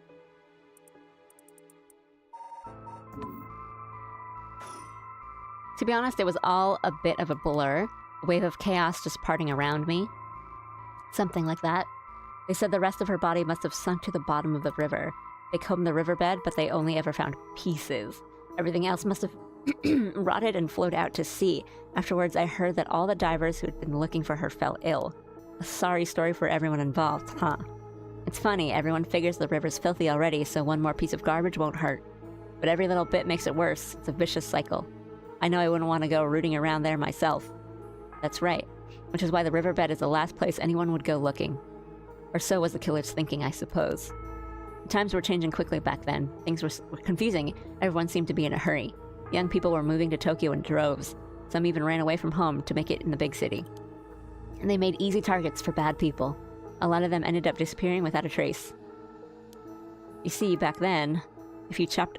Why is it zooming in? Slowly. If you chopped a body up into tiny pieces and threw it in the river, it would rot quickly and discreetly and sink to the bottom, never to be seen again. Are you saying what I think you're saying? They arrested him shortly after, Fumichika Nejima. The man who killed my classmate and cut her into pieces. He was so methodical about it, it couldn't have been his first crime. And people began to wonder how many other girls he'd murdered the same way. The police never found any evidence of other murders in the end. But the river knows the truth. How many corpses has it swallowed up over the years, I wonder? The same thought spread through everyone's mind and they started to avoid this area. So really, this river has been rank with corruption for decades now. Or at least, that's how it seems to me. Well, was that interesting? Well, I can see why you don't have any good memories of this river. I really like these two characters. With all that darkness lurking beneath the surface, there's no reason that you would. Still, if I may, ma'am, I'm surprised you know so much about the Nejima murders. But how could I not? After all, I was the one who found the hand. Okay, I was like, this could be bad. The next thing she says could be really bad. Police actually wrote me a thank you letter. They said it was only thanks to me that they managed to bring Nejima to justice. That was the only time my father ever said he was proud of me. Huh. I guess it just wasn't the killer's day. Sometimes I wonder if he resents me for it.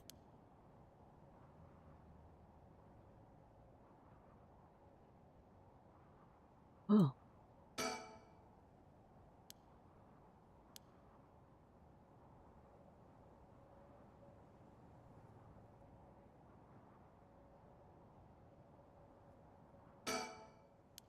Is something wrong? Not really, it just struck me. It's been 20 years since the Nejima murders. So it has. Not to spook you or anything, but I thought you might be interested in knowing. Hmm? Life in prison doesn't always mean life. There's precedent for first-time offenders being allowed out on parole after 20 years. Okay, but like, this guy like chopped people up. Only if they're found to show remorse and the desire to reform themselves, of course. That's right, I'm impressed you know so much. Still, it's hard for someone with a criminal record to reintegrate into society. I hear they've been trying to fix that recently, matching inmates with jobs and accommodation. Oh, really? I keep an eye on them, of course, and make them report in for regular checkups. But to avoid discrimination, they keep the inmates' records a secret from everyone but their employers. They even give particularly notorious criminals new identities so they won't be recognized in the workplace. My, the way you put it. It's like you're saying Fumichika Nejima could be out on parole right now. Back in society under a new name with nobody any the wiser. It's possible. As it happens, a little birdie told me about a big name making parole a few months back. I don't know if that was Nejima, but our discussion just now did bring it to mind. Okay, but he like chopped people up. I see. How unsettling. Now that you mention it, I just remembered something too. What was it? Okay, can the music just keep playing? I was passing Komagata High School a little while ago when I saw someone. A janitor, I think. I could have sworn he reminded me of Fumichika Nejima. Oh? He looked a little different after 20 years. Okay, I thought that, like, yeah, the janitor, we can't trust him. But, I mean, like, much thinner than I remember, too. I told myself I was just seeing things. And, like, the way that we get introduced to them and his profile in the persons of interest thing was like, the kids love him! But, like...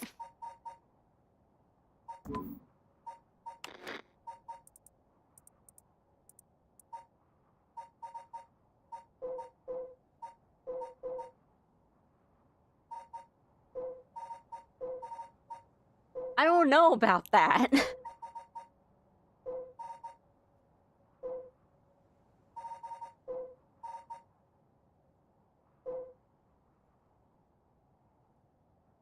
I'm trying to see if there's be any sort of like pun with their names, but I think that's a little too much. Yeah, he's popular among the students for his friendly and caring nature, going so far as to remember the names and faces of all those attending the school. Okay, and that, like, you put the spin on it that way, and it's like,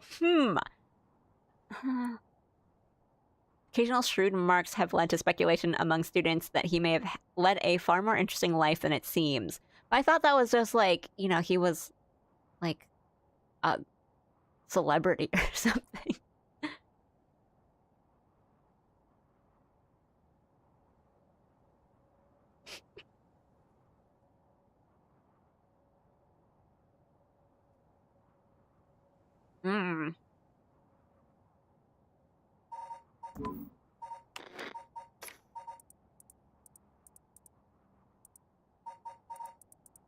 Okay, so we don't have the murders on our files in this one, I think.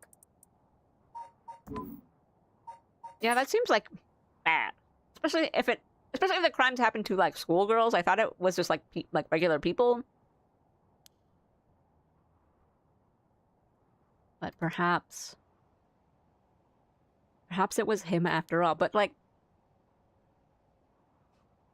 she just gets like a feeling they really don't look anything like each other.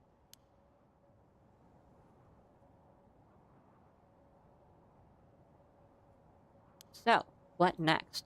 The big question now is what the rest of the Curse Bears are up to. Luckily, the Sumida River is a good distance from any of the 7 mysteries. It's unlikely the Curse Bears will come all the way here. I can finally have a moment to think. I see. All right. Excuse me? It's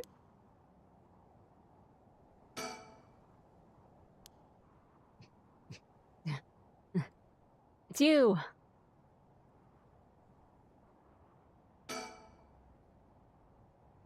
Where did she come from? It's like she appeared out of nowhere. Alright, so this is the woman that was with the glasses guy with the foot ghost. The one that we turn off our voice for. And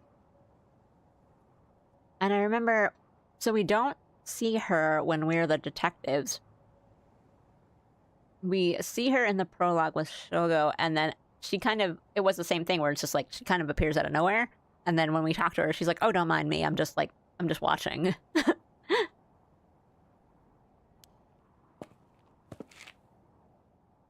I didn't mean to startle you. I'm terribly sorry if I've gotten the wrong people, but would you happen to be Curse Bears? Stairs. Curse Bears. What's that then? It means someone who's gathering souls for the rite of resurrection? You have heard of the rite of resurrection, haven't you? Everybody's talking about it. Color me intrigued. Care to tell me more, miss? What was your name again? Oh, silly me. I'm Ayame Tono. Tono Ayame. She says her name's Ayame. I guess she's around 20. She must be brave walking around alone this late, or maybe there's more to it. There's more to the rite of resurrection than meets the eye, you see. So the best way to collect soul dregs is to kill other curse bearers. And that's about the size of it. I hope it wasn't too much to follow. No, I think I got the gist. Funny old world we live in, huh? So, are you saying you're one of these curse bearers? Well, no, well, not quite. It's complicated. I'm not, but Yutaro is. Yutaro, is that your boyfriend? Oh, heavens, no. Just a friend. His full name is Yutaro Namagaki, where I suppose you could say partners in crime. Funny way of putting it. So where's this Yutaro now? Well, about that, he's not actually a curse bearer anymore. He's more like a former curse bearer. Former? How so? I don't really know the details myself, but apparently he lost his curse stone.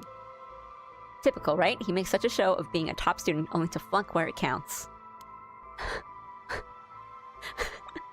So now I'm out here looking for curse bearers myself. If you want something done right...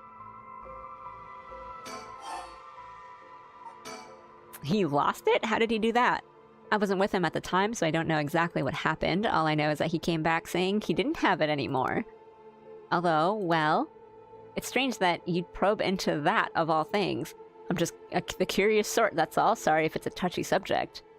Oh, I don't mind. I don't particularly care about keeping it a secret. Well, now I'm afraid to keep asking, but I did not get my checkmark, and I kind of want to get my checkmark. Why did you approach us? So anyway, mind if I ask why you thought I was a curse bearer? Oh, that. I'm terribly sorry. I was so rude. I saw the two of you out late at night, and I suppose I made assumptions. Gotcha. Sorry if we gave you the wrong idea. I'm tired. Out of interest, what was your plan if we did turn out to be curse bearers? Great question. And the answer is, I was going to ask you very nicely for your curse stones. And you thought we'd have given them to you just like that? Well, maybe not. But you know what they say, you never know until you ask. You must really love your boyfriend if you're willing to try something that risky. Oh goodness no, we're just friends. My life doesn't revolve around him, you know. Is he gonna get mad if I keep asking about him? You said I can be a little irrational sometimes, so I have to keep a level head on my shoulders. Okay. Anyway, you aren't curse bearer, so I'm just bothering you, aren't I? Please, ignore me. So what are you trying to do with this rite of resurrection? Well, Yutaro has his own plan all laid out. I don't know if I can get behind it, though. It seems... how do I put it? Self-centered? I mean, if you got a chance to resurrect the dead, it would be a waste not to use it on someone that really matters, right? So I was planning to steal his curse stone at the last second and use it for myself. Well, until he lost it anyway. Oh, but don't tell Yutaro I was gonna do that, okay? I don't think he'd be happy to hear it. Of course, keeping secrets is my business. My, aren't you dashing? Ooh, that side eye. Okay, sounds like you really had your heart set on this right. What were you hoping to use it on? Do you promise you won't laugh? Cross my heart. Well then, let me tell you my master plan. Prepare to be amazed. Ahem. I'm an art student, you see. Woodblock prints are my specialty. Ukiyo-e in particular. I always have a hard time saying that. Ukiyo-e, huh? You must be a cultured lady. Really? Do you think so? Everybody says it's a strange interest for a girl to have. You know, people often think of ukiyo-e as some inaccessible high-class art form, but that's actually totally untrue. Back in the Edo period, it was the art for the masses, amusement for the common people. Yeah, it was just like magazine prints, essentially. And when you think about it, you feel exactly the same thrills from every brushstroke as they did back then. Isn't that fascinating? Huh. Yeah, I guess. And as far as I'm concerned, the undisputed king of ukiyo-e is the one and only Hokusai. Should you get to resurrect Hokusai? Have you heard of him? Sure I have. He's famous. Didn't he live somewhere around here back in the Edo period? For people who don't know, you've almost certainly seen the Great Wave off Kanagawa. That's like the big famous one. That kind of like print style art. That's ukiyo-e, like woodblock prints. Hokusai is, I'd say, the most famous name, and I would say, yeah, Great Wave off Kanagawa is his most famous one. You've definitely seen it. If you're not familiar with it by name, like, Google it. You've seen it.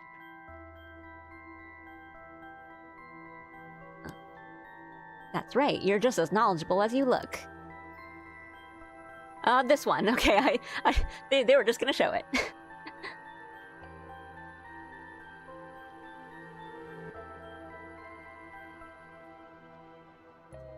His 36 views of Mount Fuji are so iconic. They're the only works. They're the only works of his most people know. So yeah, this one. I used to have a big poster of this one. But Hokusai was so much more than just mountains and waves. That's only the teeny tiny tip of a veritable iceberg of work. I gotta admit, I only really know him from those landscapes myself. Oh, don't worry about it. Anyone can learn. When Hokusai died at the age of 90, he left behind over 30,000 drawings. That's multiple drawings a day for 80 years. Amazing, right? So he kept on drawing right up to his old age, huh? Impressive. But even in his final years, he was never satisfied with his own work. His dying words were, "Should heaven afford me but 5 more years, I shall finally become a true artist." Even on his deathbed, he still thought he had more to learn. He was already the greatest painter and artist of his era. Who knows what he could have done with more time? Well, that's what I want to find out. Hmm? Hold on. Are you saying... Besides, he always said he wanted to move out of 100... move out of 100 houses, but he only managed to make it to 93. Isn't that just tragic? Oh no, nah. No way is this going where I think it's going. Imagine the masterpieces he could create with modern techniques. I feel all dizzy just thinking about it. You've gotta be kidding me. So if I understand correctly, you want to use the Rite of Resurrection too. That's right! I want to bring back Hokusai back to life. I want to bring Hokusai back to life! Well, that's certainly a novel idea. Haruhi just like, who's like lost her son to like police incompetence, is just like, this bitch. That's what she'd use it on? What a waste. Hokusai. Oh yeah, I was like, well, if they're bringing up a whole Hokusai thing, is it because he's from this area? And I guess he is.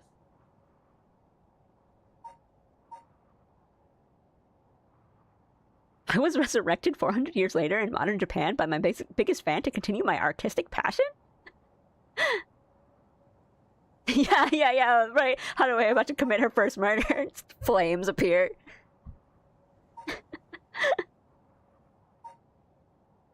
The Paripikome, but Hokusai. Hokusai, you're gonna have to dance to the Chiki Chiki Ban Ban song. Give it some real Sherlock Holmes in the 22nd century vibes.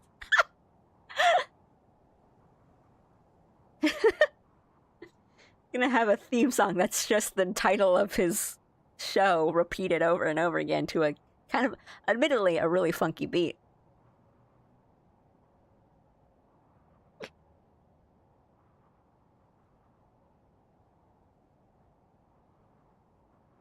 Yeah, ukiyo-e painters doing like the R18 stuff to make money. Like, humans haven't changed. It's all the same.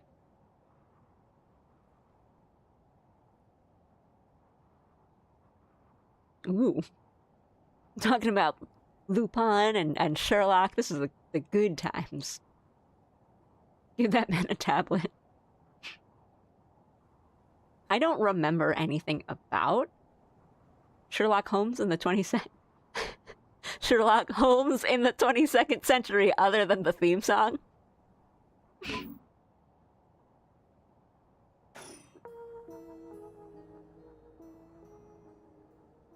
But now I'm just like in the full Sherlock vibes. Maybe it's time to watch it. Oh gosh, is that the time I should be going? I need to get my hands on a curse bear before daybreak. Sorry for flagging you down the blue like that. Best of luck.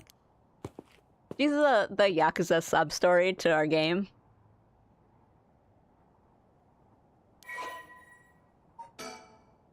Okay.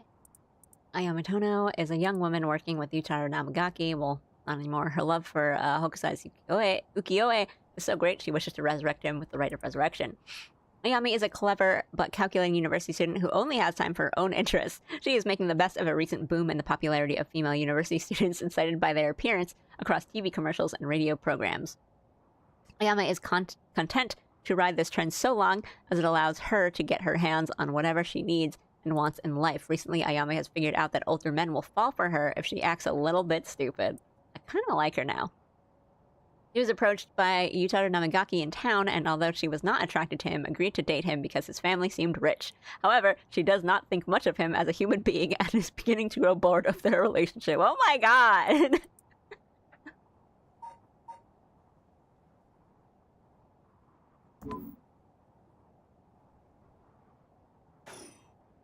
probably some more going. Actually, I think Ayami has some secrets. Well, there goes trouble.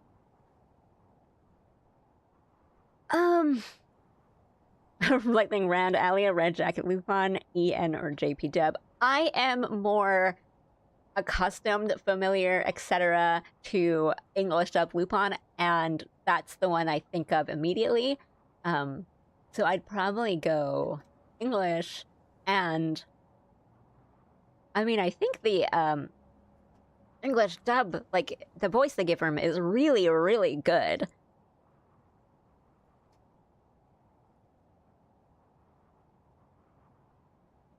I'm trying to think if I've seen more Lupin in English or in Japanese. I think if I've seen, oh, because now I can't remember. I feel like I probably ended up watching Castle of Cagliostro in English because I was like, I love the English voices.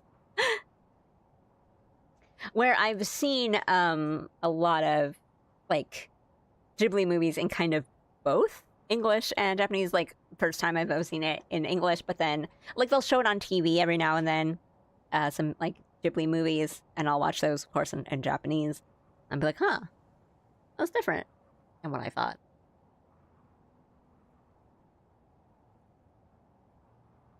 For you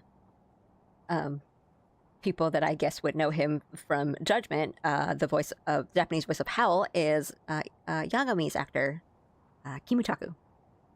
That's fun.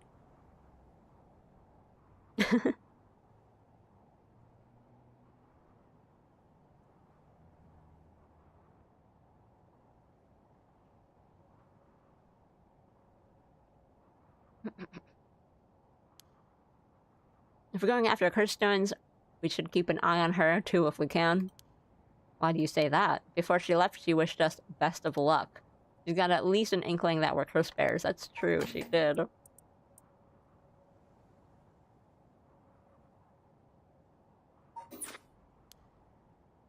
There's a good chance we'll clash sooner or later. We're after the same thing after all. You head on back to the mansion, ma'am. I think I'll tail her for a while.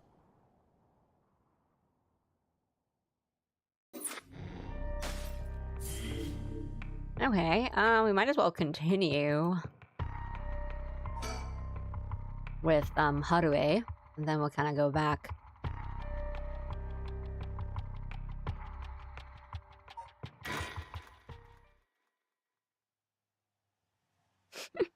Both are good.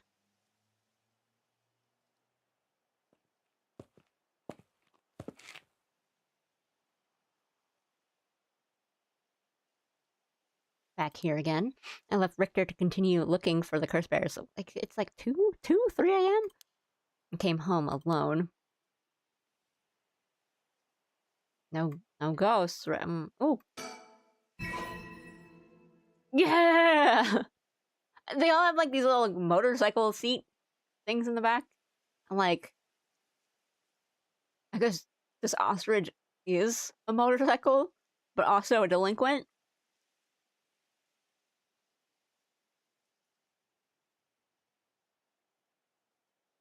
I love birds, but I do not like big bipedal birds like ostriches. To be honest.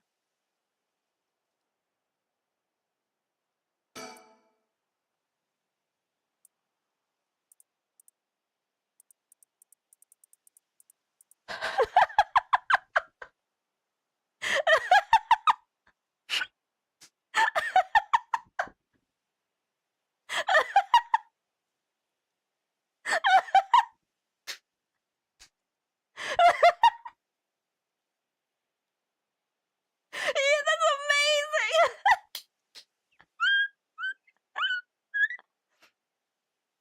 Oh, that's so good. The ostracizer. That's incredible. That is so good. Oh my god, that's so funny. That's so funny.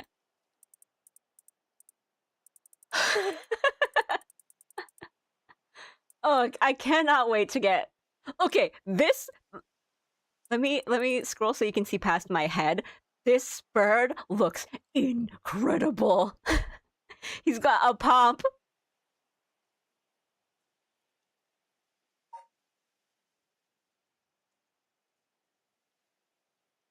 Oh, sorry. I guess I meant bipedal as in like they're like big, tall, like big birds that are you know. I guess all birds stand, but I didn't I guess that was like the easiest way for me to describe like ostriches, emus, rayas. Large flightless birds. I'm sorry. Quadrupedal birds. They're just it's like scuttling with you at you with their wings. Well, I think they're terrifying. They're also much bigger than me.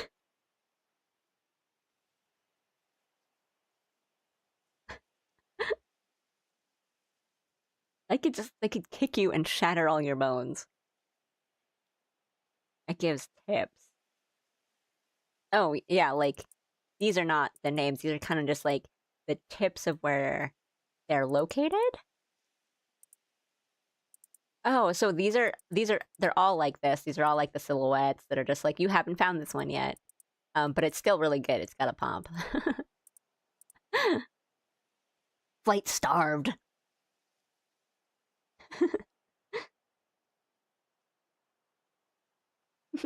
I do I do really like birds quite a lot. I think they're cool, but it's also like their faces. They have those big like the eyelashes and their necks. They have those long necks. Easy for I've slayed all the geese. Um Goodness gracious. That was so funny. This is such a good name. That is so funny. Well, no. I like a lot of birds like budgies and cute little guys, but I also like a lot of like birds of prey and eagles, raptors, kites, um, falcons, etc. Like I'm cooler with vultures than I am with an ostrich. Finches, ducks, etc. Oh, birds are great.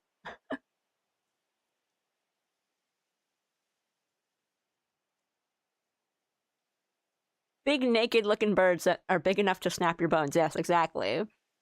No, the like I guess if you're well, like what's it called? Secretary birds? I think they're really cool. And they're to be fair, they're kind of beautiful and elegant and like dangerous and scary, but in the way that like praying mantises are also super cool and beautiful and dangerous. But yeah, right?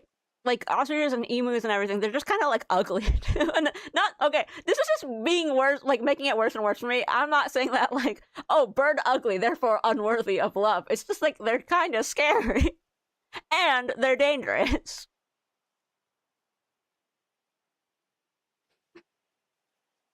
No, I'm being slandered.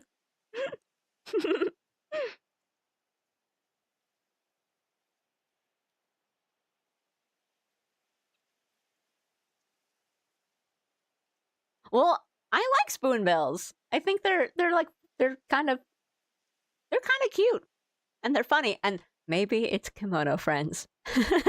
Maybe if ostriches had a cute kimono friend, I'd like them more.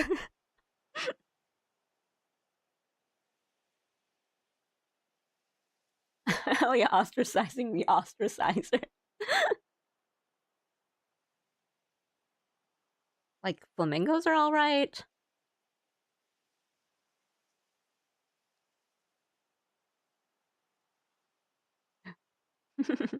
Looking up birds now.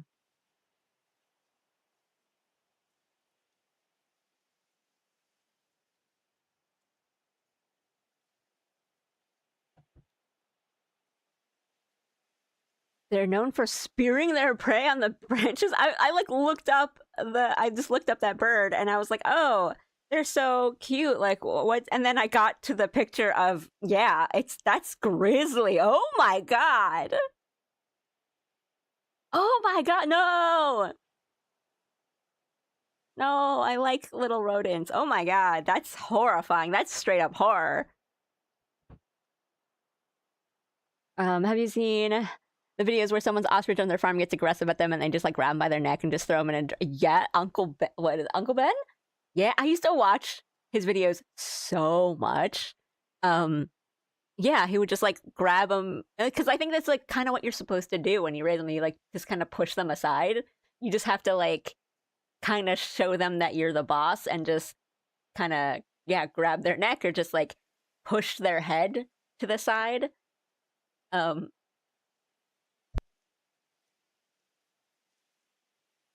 Or like, yeah, you like raise your arm up to make you be like taller than them. I remember some of his videos where he would take like different items, like he would put on like the Master Chief helmet or something, and then use like, or like the Minecraft sword is like really effective against it.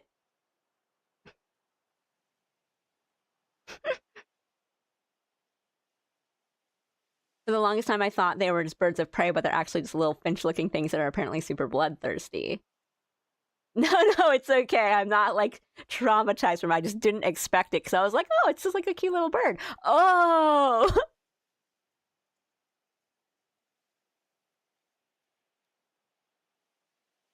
Toucans are spreading metal. Like nature is metal and cool in those kinds of ways, but it's also like, oh my god. Toucans are surprising metal. Those long beaks with serrated edges are good at reaching into nests and ripping up other birds' chicks. Oh my god. Yeah, like birds are... they're dangerous. But toucans are so cute.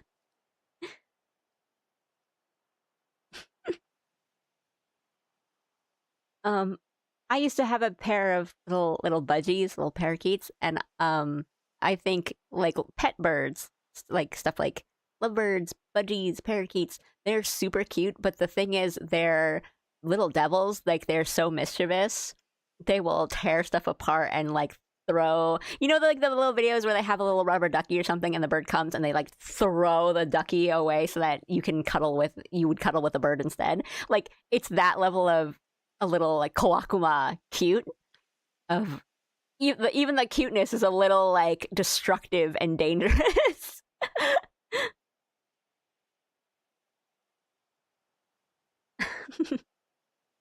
But birds are cool. Who doesn't love crows and all that?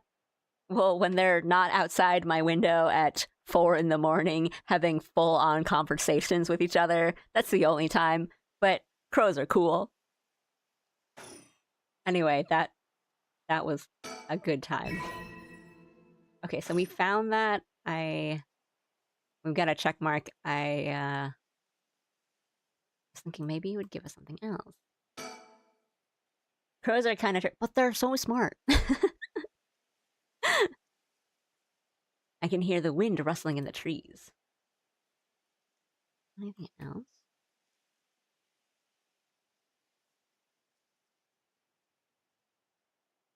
Let's do think first. Will this really be enough to gather the soldier eggs I need? What if nobody uses any more curses? I'll lose my chance to bring him back.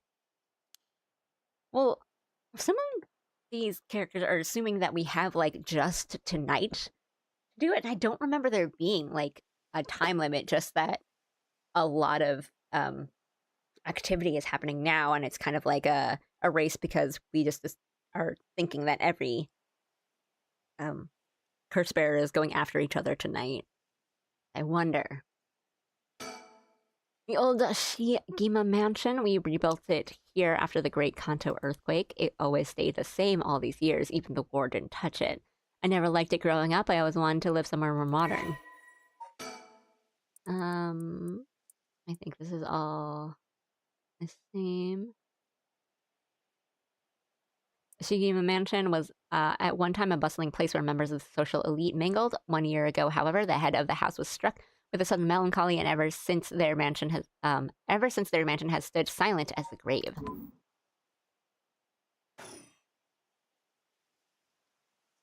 Yeah, that's true. I mean, the police is already involved, so.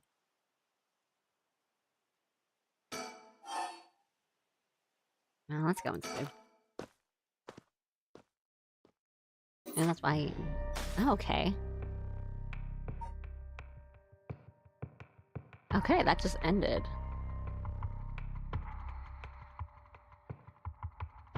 Okay. So... Her chapter seemed to have ended without a hitch. That's kind of nice. We can't continue here, so it's time to go back.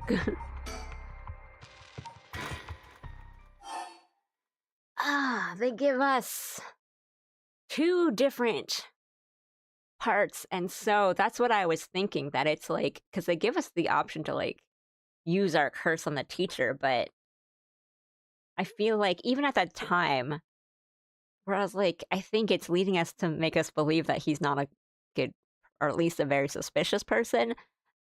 I think our priority was to leave the school, so I was just like, let's just go. But yeah, now I'm thinking, like, what if it's the janitor? So let's try to start there and see. And if not, the storyteller's just gonna yell at me. Like, Emma's not even gonna yell at me. He's gonna be like, girl. Okay. There's something I can see. Okay, he's there. We've seen all this before. We get options somewhere. I don't remember. I'm not acting out. What about you? Should you be smoking on school grounds? I don't like that face. I mean, well, we don't know if it's true. Oh, well, it ain't lit, so it's all... And it's also, like, a story. It ain't lit, so it's all right. It's, you know, an accessory. Hey, don't go change the subject. There's just no letting my guard down with you. So, why are you here so late? Well, the truth is, I forgot something in my classroom. Again, you sure are a piece of work. Hmm? But you don't have nothing with you. Oh. Wait, you do. What's that in your hands? Huh? My curse. No? Well, this is what I forgot. I, got it from my grandpa. It's really important to me. Also, like, yeah, we can't be seen when we're using the curse stone. The girls these days sure have weird tastes. Well, okay, better head straight home. If you're done, I won't tell on you. No, wait, I can't let you walk home alone this late. All right, wait just a little. I'll hurry and lock things up. Oh, but... Go home alone without checking on Mio. I'm worried about Mio. Wait, I feel like when I did this the first time, I said I was worried about Mio, so I was like, oh, I can't leave because my friend's still here. And I think he goes, he's like, oh, I'm gonna lock up. I'll go get her. You stay here. I think that's what happened. So I feel like if I just leave, like maybe he'll just leave because he doesn't know that she's there. I think I'm gonna try that. Because I feel like I said, like, I'm worried about my friend because I was worried about her. And I think that made him go in. So I feel like going home makes him not go, or at least maybe not at least not know that someone else is there. So I'm going to try this. Oh, right. Mr. Donergy was actually looking for you inside the main building. Was that? He's here right now. What's he thinking? I don't know, he was just in class 3B on the 2nd floor just a bit ago. Well, I suppose that means I can't be locking up yet. 2nd floor, you said? I'll go take a peek, be back in a jiff, right? Because, like, with Mio, she was on the 1st floor, and he's like, oh, I'll go check the 1st floor for you. You stay here. So now we've just sent him to a completely different floor. Hold on to it. My house is really close by. I'll be fine on my own, really. Is that so? I'll snack shop, right? Okay. Be back. Suppose you'll be fine then. Be careful now, you hear? Stay on the big, well-lit streets. If something happens, shout fire. Okay, you worry too much. Well, we wouldn't want to be losing any more students. Though I imagine you'd know that better than anyone. Yes, you're right.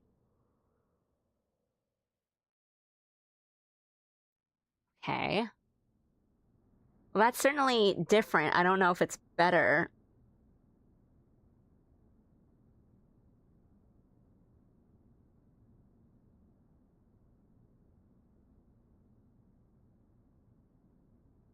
Mia's late. I've been waiting for 20 or 30... Okay, that's the same, though. We have been waiting for 20 or 30 minutes, but there's no sign of her. Huh? There's someone coming down the road. That's the writer. Okay, but we...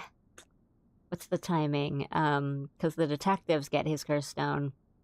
Oh, no, but he's also a teacher. Right. Oh, no, a teacher. It's Mr. Araichi. Everyone's coming to school at 2 a.m. He looks on edge. I wonder what he's doing. Wait, he's the one who discovered the rite of resurrection. It wouldn't be strange for him to be involved with the curses. I wonder if he has a curse stone. What do I do? But it's way past the 10 minutes Mio said she'd be here by. I managed to escape. I can't let that go to waste. I need to get out of here before anyone sees me. So we just leave? Okay.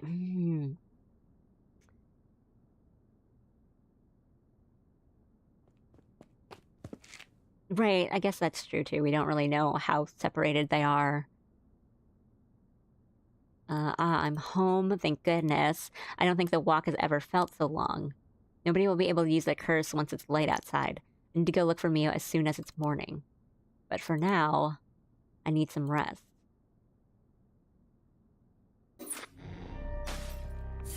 Okay, so that's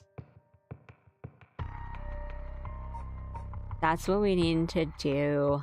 Okay, I feel good that I was right, but also it did less than I thought it would do, and we don't know if Mio's okay, but I feel like she seems to be the character that kind of has the most knowledge so far, and like she's got like spiritual sense, like she's our Jujutsu Kaisen, Yu Yu Hakusho, etc. character in our setting of normal people. So I want to trust that she's okay, and if not, then we're avenging her. But we're able to, a threatening phone call, continue with the detectives. Right, because it could all be separate. I was just kind of assuming that this was one and then these three were one. But if they're all, like, they could all just be completely separate.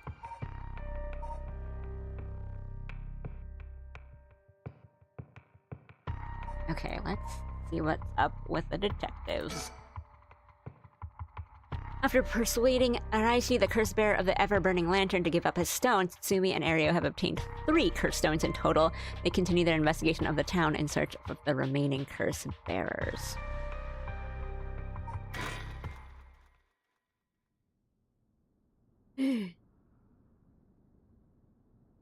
Road.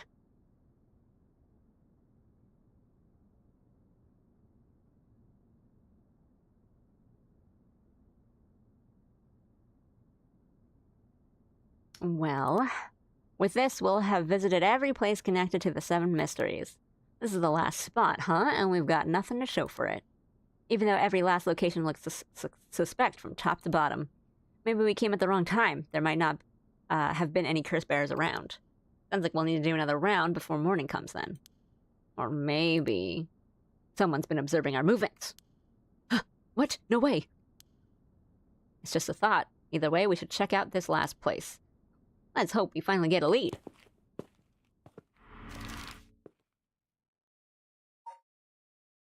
Okay, we're back at the park.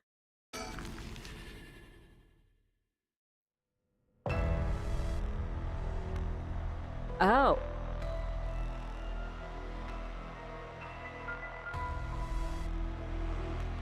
That's Shogo.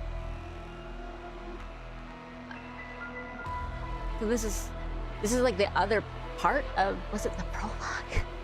Or was it the start of this one? Whoa, what the hell is this? Is he dead? Damn it, we were too late. Was this a curse too? Hang on, I'm gonna call this in. I'll leave it to you. I'm gonna take a look around.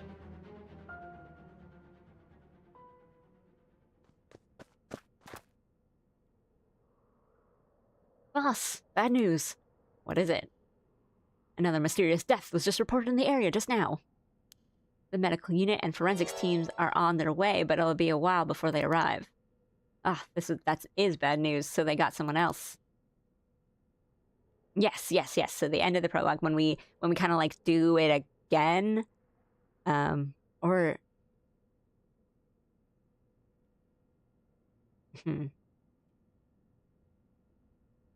Well, I know you go through most of it, and then... Oh, yeah, he just dies.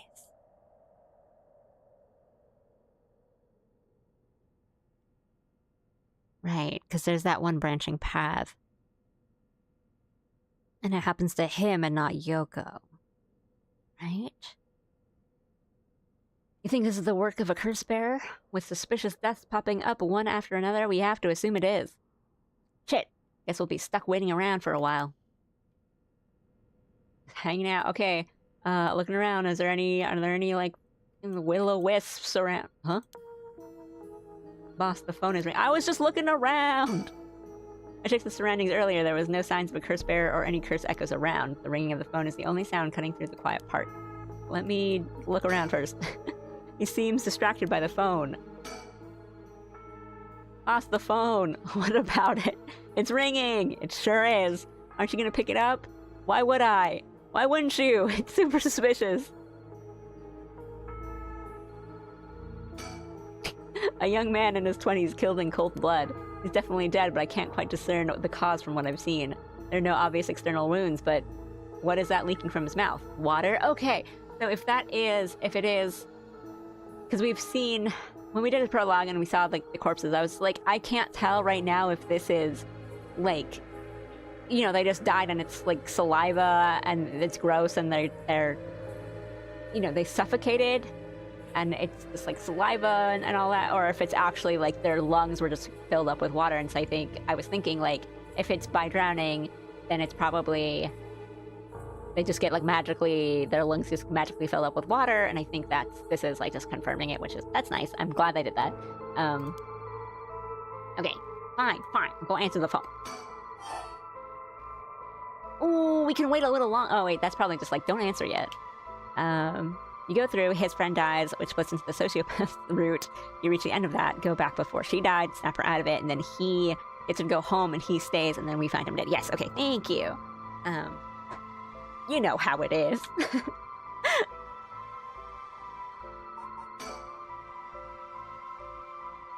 Oh, okay, I mean, if they give me the option, I'm gonna try out the option and see if it's just a cancel or if it's, like, something that changes it. What's this? There's something stuck to the side of the phone.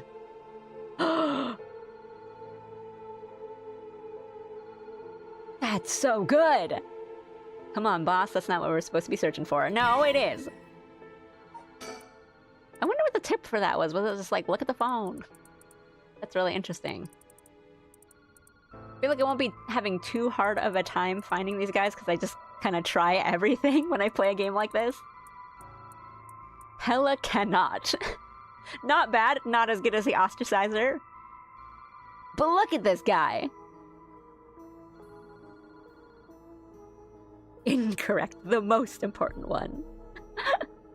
Is good. I like his, like, fish cigarette.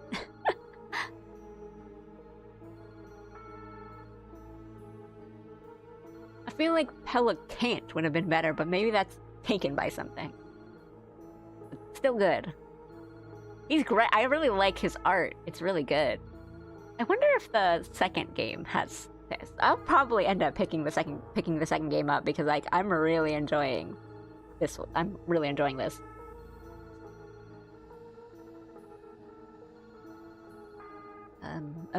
Okay. I fear the Steam sale. Okay, we'll go pick up the phone now. Okay, now it's just a cancel. We got the important thing. We got the important bird. Well, we better go check it out. You're right, but be careful. It could be a curse. Hey, I said we. You expect me to go alone? He's also the one telling me to answer the phone, so... You're the one who's tough against this stuff. Don't worry, boss. You can do it. Go on now. Damn it.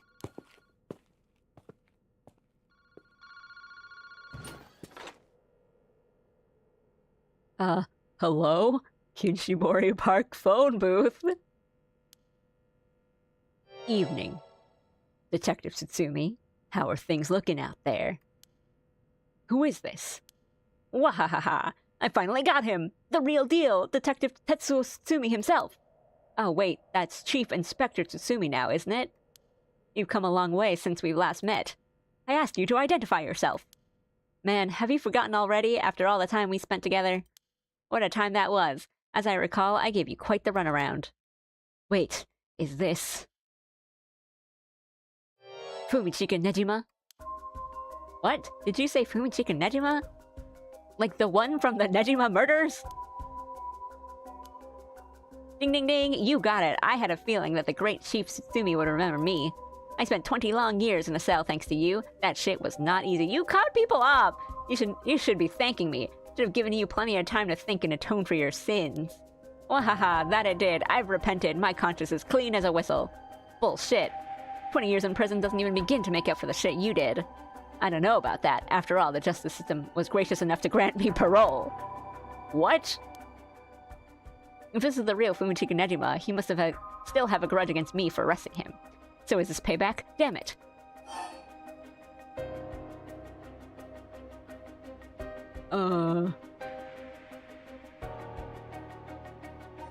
How'd you find...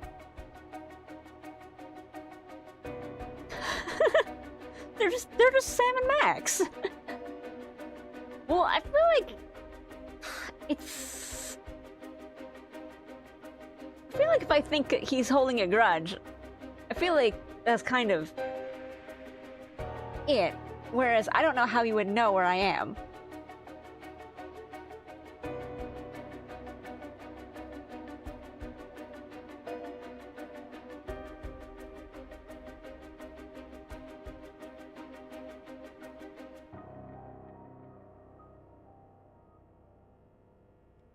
I'm gonna go.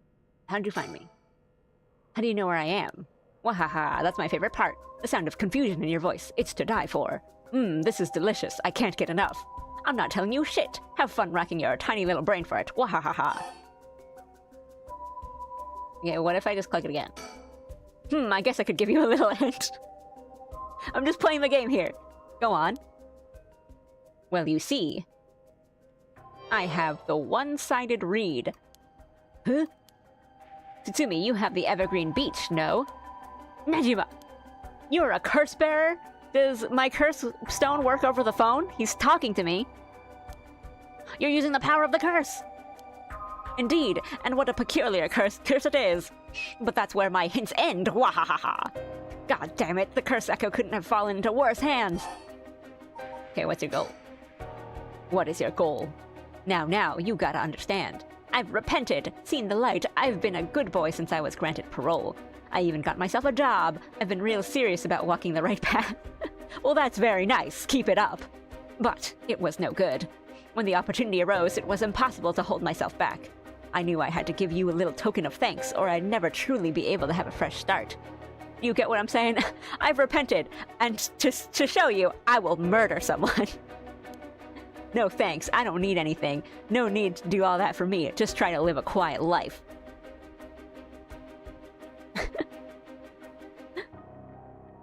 But if it's just like voice and like communication of telling you something through a lie, if I'm still being deceived,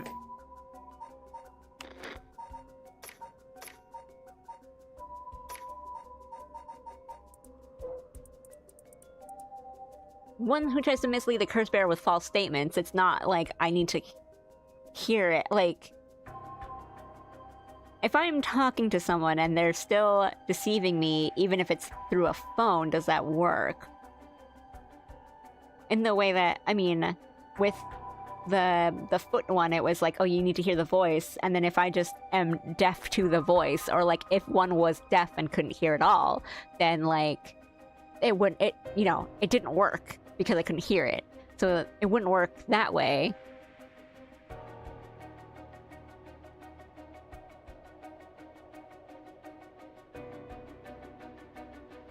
Well, but I think it like that's what I'm saying. It might be different if it's just like written words versus if you're like I'm still hearing the person's voice. Like I'm still talking to them. They're just not face to face with me.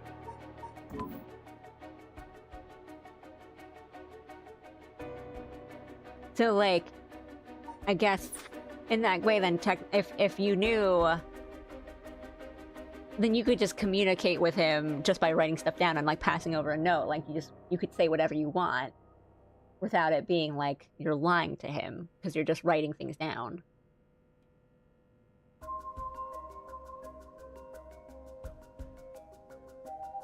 We don't know what is the trigger for it, but the story of that one was like a woman, like a man attacks a woman and cuts like the arm and leg off one side of her body. And so when we see Mio in the hallway and she's dead, she has an arm and a leg missing, but they're on different, if I remember correctly, I think they're on different sides of her body, but it is an arm and a leg. And so we think, well, at least I think, when we talked to the janitor the first time, and I'm like, oh, well, my friend came in here with me, and she's still in the hallway. I'm worried about her. And then after like 20 minutes, we go back in and check, and then we find her. We find her body. So that's why I was like, okay, it's probably the janitor then. And then now, if the story is leading us to believe that the janitor is this Umichika Nejima guy, then he's got a job and his life is together. Watch out! Oh, it's no hassle at all. It would be all too easy to just kill you, to tear you apart. But that wouldn't be very satisfying, certainly not after 20 fucking years of waiting.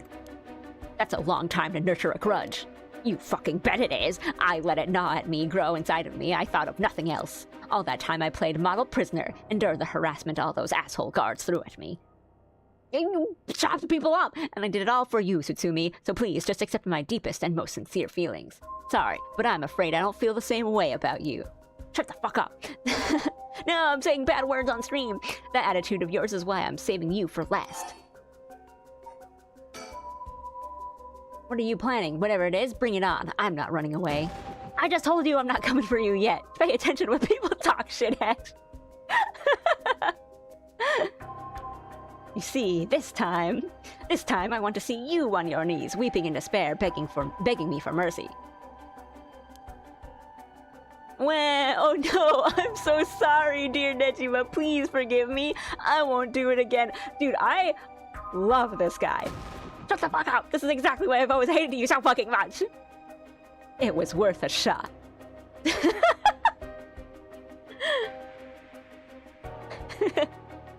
I don't know if it's how you're reading these lines or if it's the dialogue itself, but I'm being endeared to this petty asshole. Did you really think that would save me, asshole? You must be crazy. Well then, we're both crazy. We've got so much in common, we should be friends. Enjoy cracking your jokes while you still can. I'm going to kill everyone you care about, one by one, till there's no one left.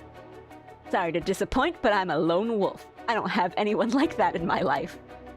Boss, what about me? Oh wait, are you just trying to protect me? I love this storyline. I love this one. I love these guys. Well, I love everyone. I think the characters are definitely, like, I'm really enjoying Paranormasight. I think the characters are definitely, like, a really, really strong point. Like, I'm very invested in a lot of these stories and backstories in these characters. But these two, like, the Tsutsumi's storyline is so fun. Aryu, I'm sorry, buddy. There's not a single person you care about. I wonder what your sweet daughter would think if she were to hear that. This is like very comical freak out. You just told me, Fox Boy! Don't you fucking dare, I'm warning you. Ooh, very nice, this is more like it. She's living all on her own now, isn't she? Attending university and all, such a good girl.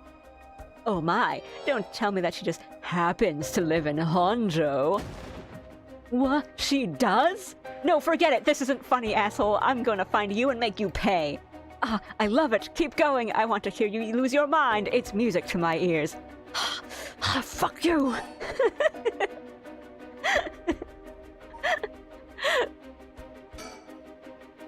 One more thing we should discuss. In fact, it's the most important thing.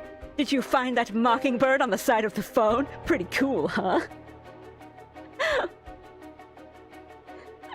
I thought you were finally going to shut up. I'm already sick of you, so I'll pass. Oh, but you don't want to miss this. It's the main course. I could just go after your daughter, but something tells me you'd get bored. No, I'm good. You got me real fired up. You're in my head. Well done. But this is a gift tailor-made for you. I'm going to kill all the people you swore to protect, every last person living here. You couldn't! Oh, but with this curse of mine, I can! I'll give you until dusk. By then, I could probably get a couple hundred people or so, and it'll be all your fault. Oh, it must be so hard to know they'll all die because of you. So tragic. It must be tearing you apart. Wahaha! Don't fuck with me. There's no way an amateur like you could pull off a curse that strong. Unfortunately for you, I absolutely can. My curse stone is a particularly strong one, which means I can have my fun without needing to hold back one bit. It's almost like the Feast of Shadows was cast just for me. You're surprisingly well informed about this. Who was it that tipped you off? Who knows? Then how about I kill you first and ruin all your fun? What about that, asshole?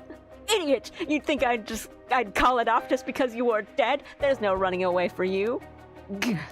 I'll find you. I won't let you get away with this, Nejima. You've got 12 hours. Do you really think your paltry little organization will be able to make a dent in my plans? Oh, the sacrifices made will be heavy. I can't wait to see you sobbing with regret. Wahahaha. And I'll even have enough soul dregs to pull off the rite of resurrection. How splendid. Wait, Nejima, you're after the... Anyway, see you around. Bye-bye now.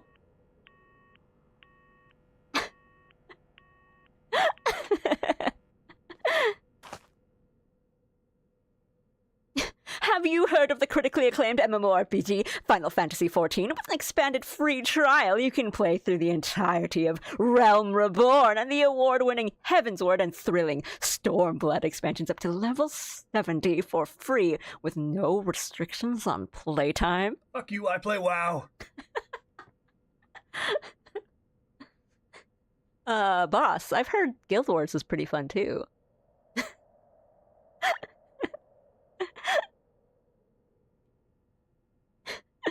Boss! Ario, did you catch all that? Nejima, what is he planning? Who knows? For now, we need to find him and get him into custody. Send a word to HQ. But the fact that the 7 mysteries are wrapped up in this is gonna make things tricky. You mean with Nejima being a curse bearer? Just our luck, really. Couldn't have been a worse guy. Sounds like his curse will be able to kill a lot of people at once. I'd like to avoid getting our investigators caught in the crossfire. We have... Huh? This Dutch angle really scared me. We gotta banish him to the Columbo dimension! We'll use them to find out where he is, but then we're going alone. The music is picking up. We should try to collect as many curse stones as we can before then. Let's hurry. Also looks brighter. Is the sun coming up? Aye aye, boss. Oh, it might be like, yeah, daytime. Later. It was reported that a total of 3 suspicious deaths were discovered that night. Yeah, I think like the nighttime is over, and so we get to do like investigating during the daytime, and like all the murders happen at night, all the investigations happen in the morning. Nejima's threats, along with the curses, were kept secret from the general public. However, the Honjo serial killing still made an international headlines following the death of police officer Hajime Yoshimi. At Tsusumi's request, a large-scale investigation was launched into Fumichika Nejima's whereabouts. Tsutsumi and Ario themselves spent the rest of the night looking for curse bearers in the area, but their search ended in vain. And with that, the curtain closed on that cursed night. 12 hours to sunset. Okay, so yeah, we got 12 hours. Ooh. That looks like Mio. She's looking good. She's looking fine. Okay, yeah, so now we're into daytime. That's fun. Where do I get my bird facts?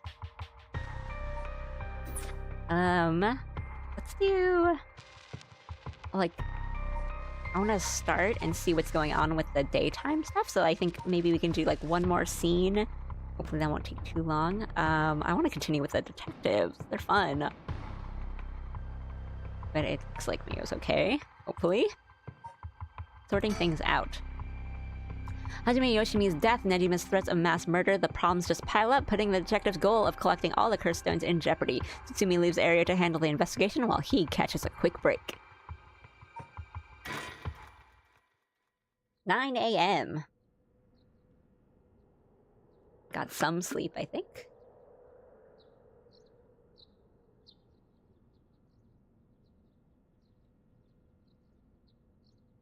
Okay, but 3 mysterious deaths.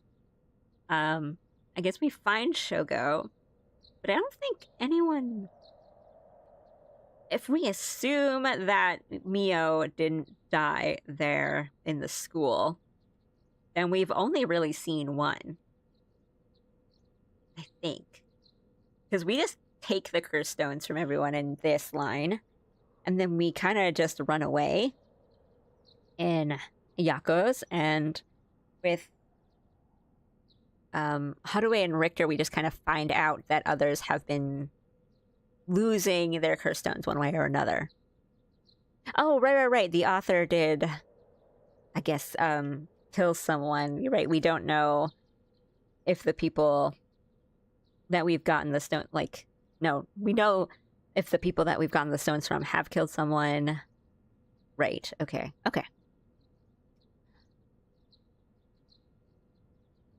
I don't did it?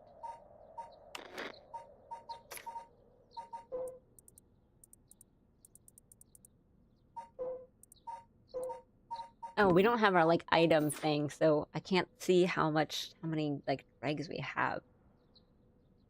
I don't remember if he did. He might have had... Yeah, so we run into him in the detective's story line. He does the same thing on us, where he's like, hey, we should work together. And as we talk to him, he's like, haha, you've been hearing my Curse Echo's voice, and now I will use it to kill you, but I still had my voice setting off.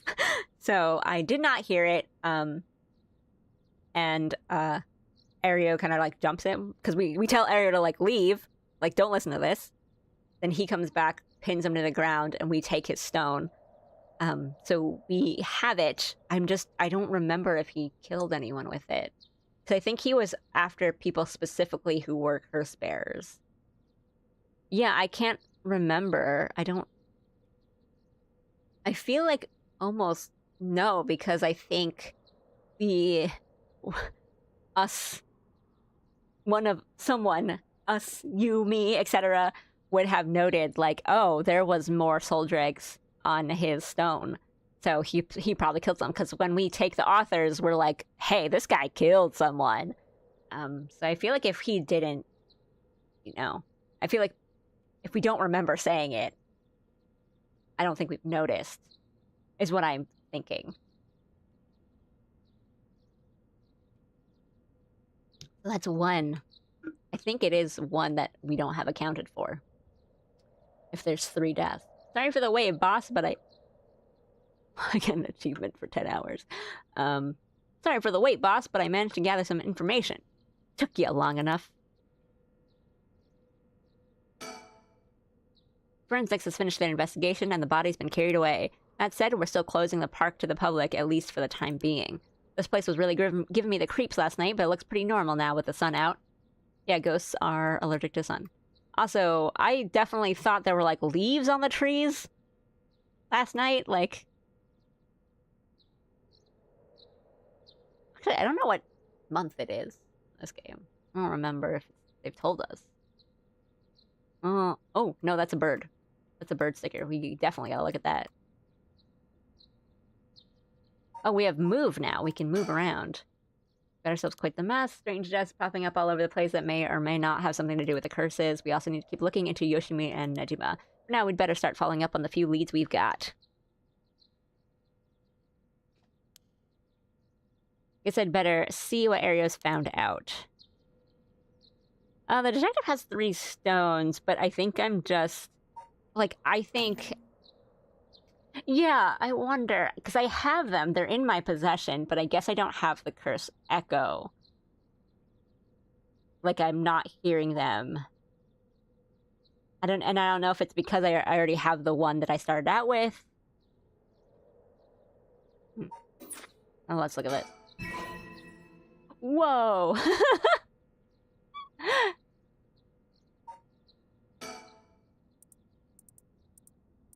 Girl delinquent.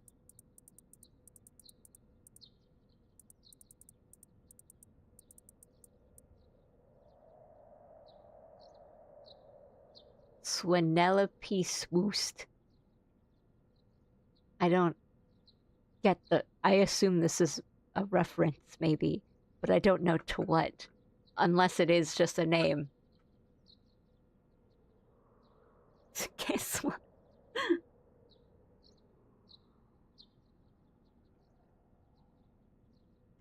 I wish these were real. These were really good.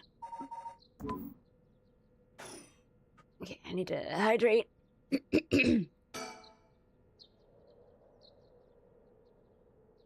He's been up all night gathering information. Must be nice to be young and have that kind of energy, but I'm glad to have him on my side. It gave me a chance to rest up. Think, yes, sir? Nothing else around, right? Okay. Talk. Things at the station were pretty hectic, but I managed to get some info. Let me fill you in. Thanks, the floor is yours. Okay, that's a lot. Nejima. HQ has mobilized a search unit for Nejima, but so far we haven't received any word. Guessing he wasn't at home or at work? About that, apparently he vacated his last known address a week ago. You serious? So we have no idea where he lives? It gets... No one, like... He's on parole. It gets worse. I checked in with the factory that he was working at. They told me he was only there for a month before he quit. Hell, hold on a second. You're telling me that nobody caught that? Well, I had the same thought, so I spoke to his probation officer. Turns out he'd been doing house visits and interviews, but never bothered checking on his workplace. He also said he'd lost track of Nejima when he moved to a new place. Jeez, that's just sloppy. I've heard that they're giving parole to just about anyone these days because they're running out of room in the prisons. Which also means that there aren't enough probation officers to go around. Dude's probably overworked. So Nejima got the fuck around about unsupervised? God damn it. That asshole's annoyingly good at faking remorse or insanity or whatever the situation calls for. Back when I arrested them all those years ago, just talking to him left a bad taste in my mouth. He's probably hiding under a false name, which will make it hard to track him down. That'd explain why he so brazenly made contact. That asshole, he's mocking us. Well, for now, the paperwork to circulate his name and mugshot is being filed. It's gonna take way too long. We only have until dusk.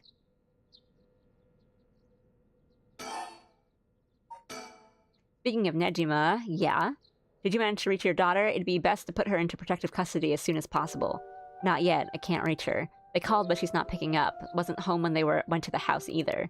That's not good. Does that mean she never came home? And why weren't you the one trying to reach her?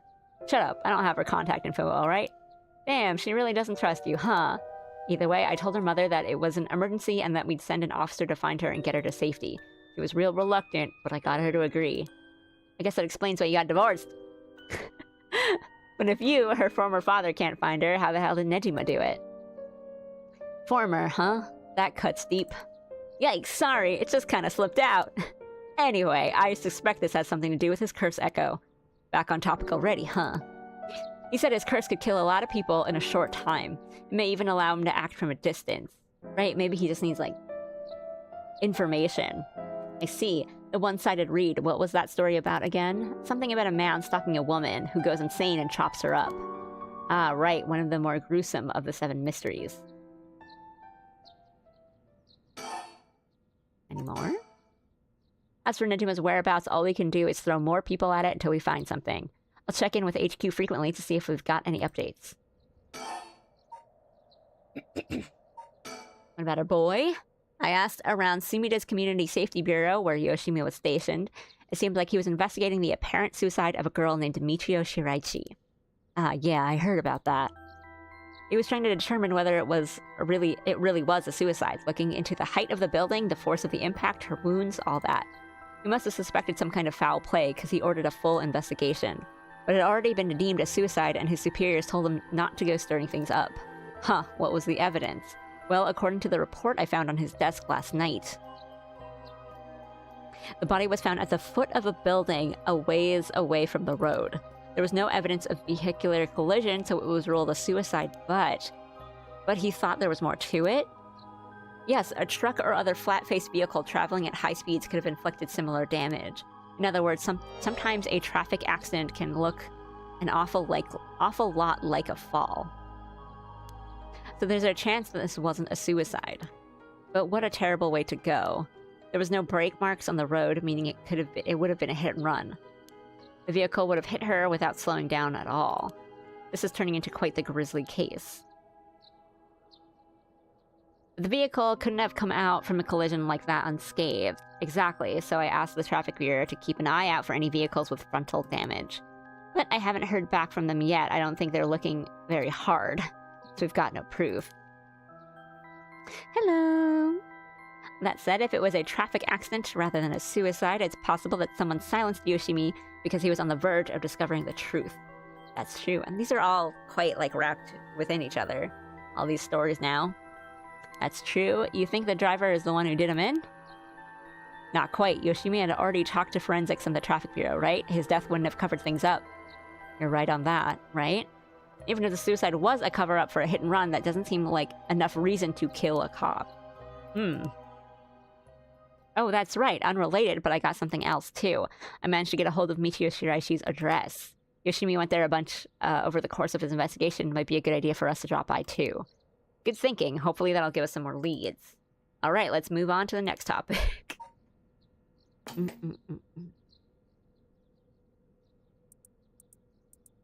feel like there was something I wanted to check, but...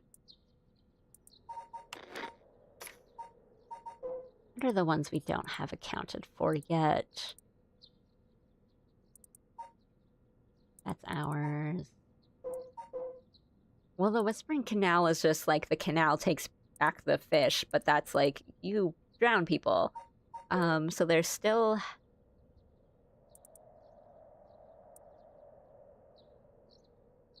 the Beckoning Light. I guess maybe it's that because it's like, you follow it. Maybe it's...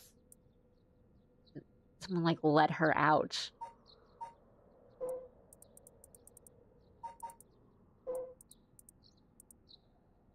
There's the drum one. Okay.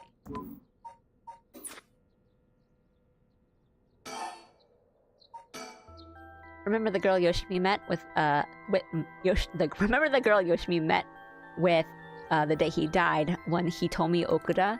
Community safety didn't have any contact information for her on hand. Not even an address? Well, they had her parents' information, but when I called, they said they haven't heard from her in a month.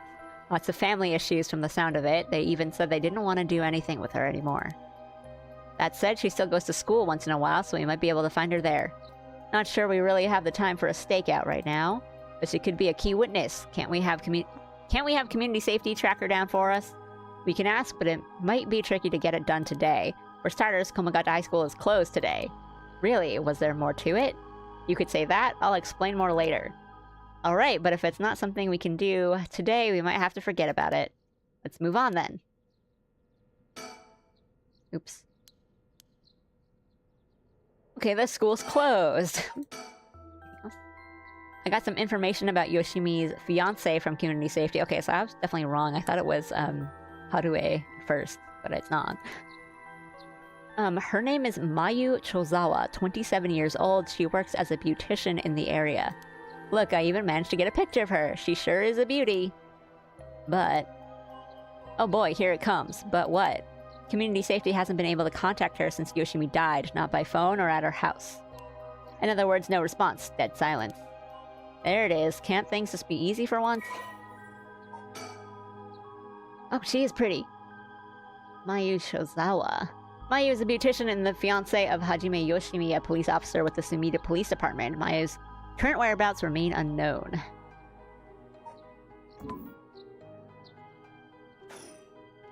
It's definitely starting to look suspect. A crime of passion, perhaps?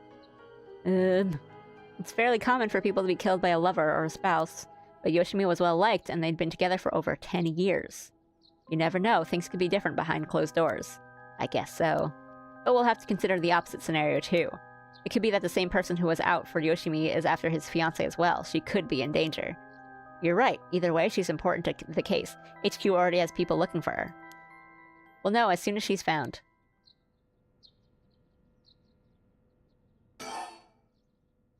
Okay. At the moment, we can only know the identity of 4 curse bearers, you included.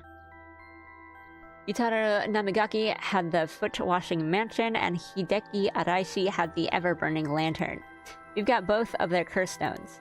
And then there's Nejima, who claims he had a one-sided read. Yeah, that about sums it up. Oh, that's nice. Thank you for giving me these notes. I would have just kept these myself in a little notebook, but it's nice that they're doing this for me. That's cool. Right, yeah, so okay. I was right. We have a couple that are unaccounted for. We have a couple that we don't know the methods for, and then we don't know what happened to the Whispering Canal. I want to guess that Yoko has it now. Or had it.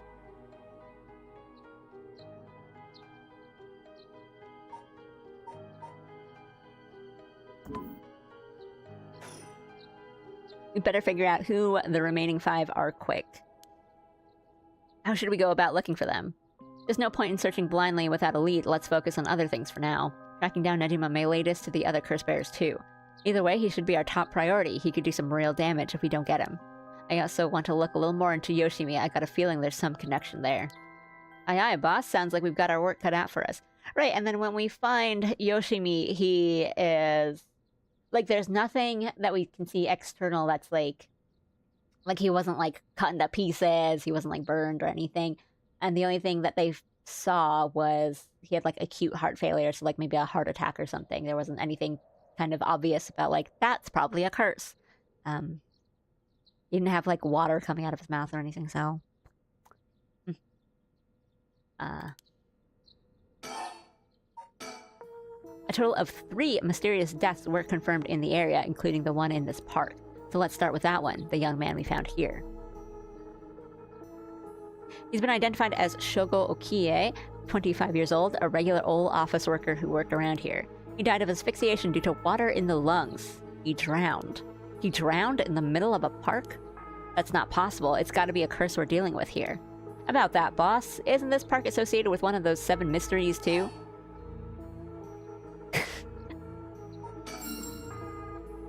I like that they give me like that little chime that I feel is like definitely the correct answer chime, and so sometimes I've gotten that during little branching path parts, and I'm like, yes.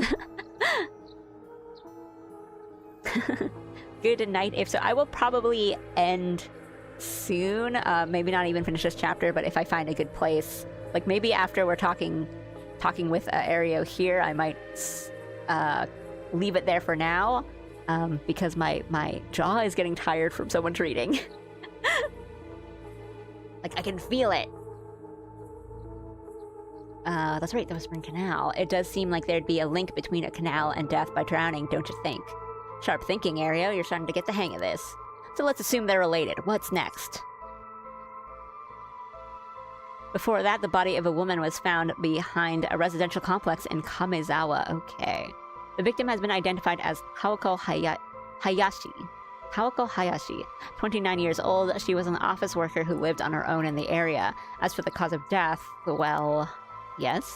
The entirety of her body was crushed by some kind of strong external force. No murder weapon was discovered in the area, but considering the way she was found, we're looking for something large, flat, and heavy that could have crushed her in one fell swoop. Well, that's... if it's like a blunt force trauma thing, that could have happened to Michio, and it just made it look like she jumped. You know, if it's just blunt force. But then I think this is maybe it's the author, right? Because he had the... oh, it's here in the gameplay guide. Well, of course it'd be in the game guide.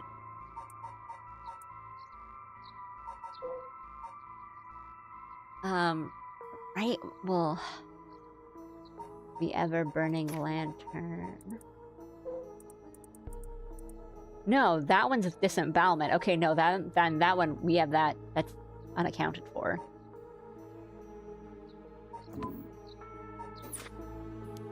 Hang on, are you saying she was stepped on? Meaning, okay, so the student, Namigaki, did.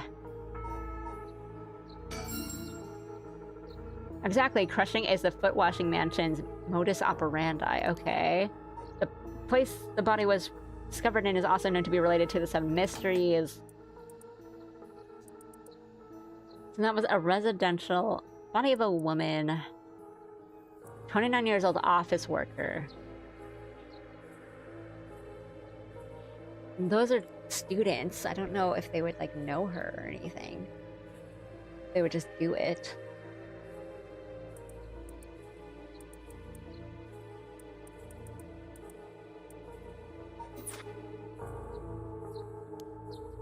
Then is this Namigaki's doing? Shit, I knew he used it. Okay, then yeah, okay, then I just misremembered or just didn't notice. Judging by the amount of soul dregs, the victim was just a regular person, not a curse bearer. No rats today, just spooky murders. Guess we should report this to Paranormal Affairs. Got it. And as for the third victim... Okay. He was identified as Kohei Jonochi, 32, a teacher at Komagata High. He was found in the school's courtyard. Cause of death appears to be external trauma from a fall or heavy blow. The impact crushed his arms and legs. Since he was found in the middle of a courtyard, he couldn't have fallen from the gymnasium or the main building. A teacher dying at school, and not just any school. Komagata houses one of the 7 mysteries. That one is the Fool's Procession? Right? Yes. Just wanted to check if there was more than one.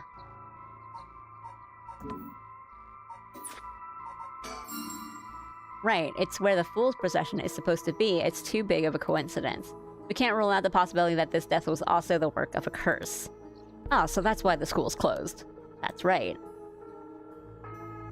Okay. I see. Either way, it seems all 3 victims can be tied to the 7 mysteries.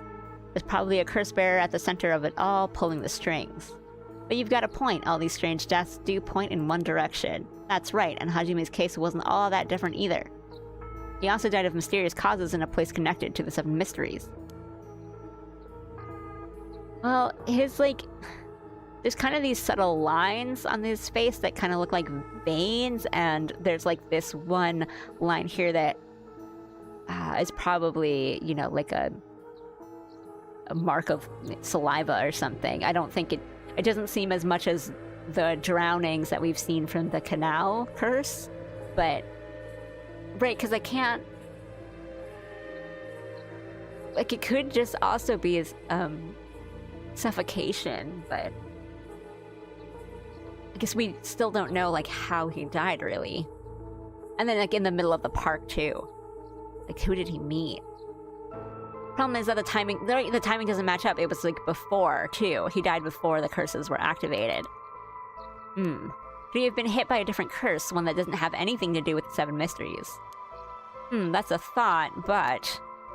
if that were the case, we'd be dealing with a powerful practitioner. One who could pull off a curse like that without using a cursed stone. There aren't many people in this day and age who could do something like that. Oh, really? I see. I don't know too much about that stuff. I'd be more surprised if you did. Oopsie. Well, looking at these deaths, it seems like many of the curse bearers acted last night. But we can't rule out that there were more killings from which the bodies haven't been found. Yikes, I hadn't thought about that. But there is one silver lining. Judging by my own curse stone, it seems that the curses can't be activated while the sun's out. Oh, that's great news! So basically we're safe during the daytime? Exactly. It's also why Nejima gave us till dusk. Ah, he must have known the curse stones couldn't be used during the day. Either way, we got until nightfall to settle this. This time we flushed out the other curse bearers. It's time we flushed out the other curse bearers. Jeez. Aye aye, boss, let's do this. And that's about it. It's our fun Persona-y detective music. Shall we continue our investigation? Okay, wait, actually the beginning is very Persona. The second part is just detective music. We could go to Komagata High School to look into Hitomi Okuda, or to Michiyo Shiraichi's house to find out more about her. There's a lot we need to do, but not a lot we can do. This ain't looking good. We gotta run out of time if we don't do something. Gotta keep moving. Okay, I think I see here, right?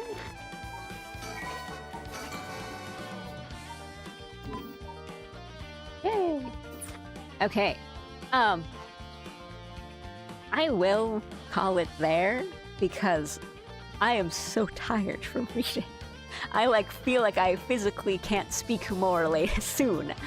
But we went through a bunch of story, and it's been really fun and interesting. And yeah, so I'm leaving this Friday stream open because I felt like I probably wanted to do another of one of these games, so I might continue Paranormasight on Friday, or I might I'm gonna play Road to Empress 2 later this week, and who knows, that might be so fun that we want to do more Road to Empress right away. Yeah, I've been saying it every session, but I'm really enjoying this story. It's fun, it's interesting, there's intrigue, there's some, there's parts to kind of piece together and puzzle out. There's these cool delinquent birds that I get to find, and the characters are just so fun and endearing. Paranormasight Tuesdays. Yeah, lots of reading. My jaw's so tired. Guy who's only read Ace Attorney and Danganronpa. I'm getting real Ace Attorney and Danganronpa vibes here. No, I'm just teasing. But yeah, I've kind of said before, and to how I'm describing it to other people, is that it's definitely got that kind of DS era feel to the visual novels and the mysteries of it, of hey, have you tried closing the DS and opening it up again, as these kind of very mechanical, almost meta gimmick solves. But I enjoy that. I like thinking about what's every tool I have in my kit and can I use those. I like that it does reward kind of trying out all your options and looking at everything, even if that reward is just a really cool bird, which is the best kind of reward, really. So this game is very catered to me, I think. If I check the story map, then I am restarting the chapter. But I did look at the story chart the times I was in it. I didn't see anything new or different. So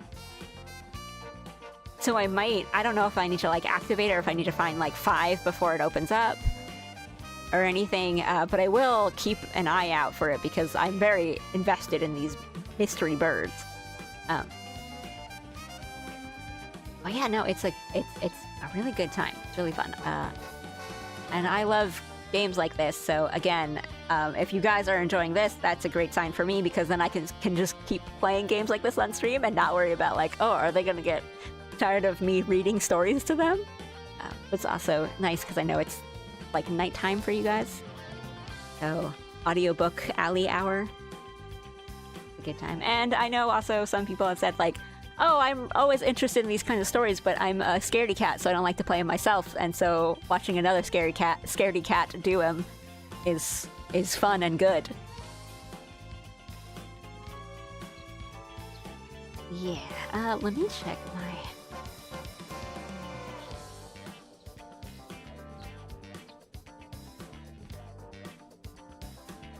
I've only watched Allie play visual novel type games like this. Getting some real Allie vibes from this.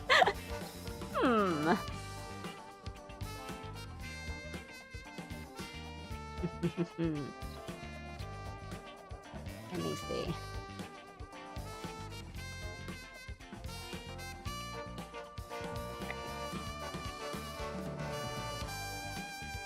Check. TBH, I'm down for whatever games you choose. Oh, thank you. That's good to hear. Thank you, thank you.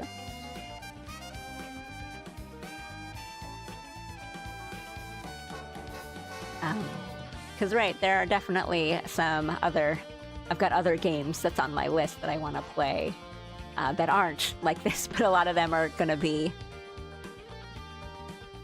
Well, the ones planned in the near future are PARANORMASIGHT, more of this, and we got Road to Empress this week. I have pre-ordered Rhythm Heaven Groove, so we'll have fun with that.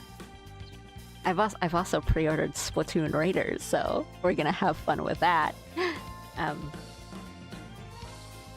So July we'll have some less sit and listen to Ali read and think and be scared occasionally. And we'll have some wacky fun in July, but yeah, video games. I am very tired, so I might just end stream today. And, I mean, the way things are shaping up, unless, like, I'm already expecting a good time with Road to Empress 2, but right now I'm leaning towards another PARANORMASIGHT on Friday and continuing the story, but we'll see. Like, maybe after this and, like, Road to Empress, and an art stream and an art and chat stream, my throat will just give out. So we'll see. I will keep you guys updated on that. I'm hydrating, don't worry, I'm taking a drink of water right now.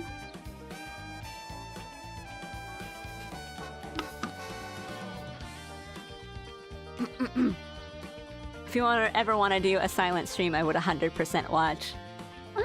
I mean, thank you for saying that, because that's an idea. We could always do like some kind of co-working stream where I just have a mic off and you guys just, and like play music.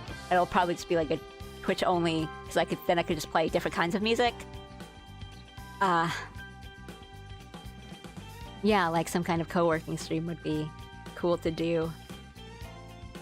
Maybe I could use some nice warm soup?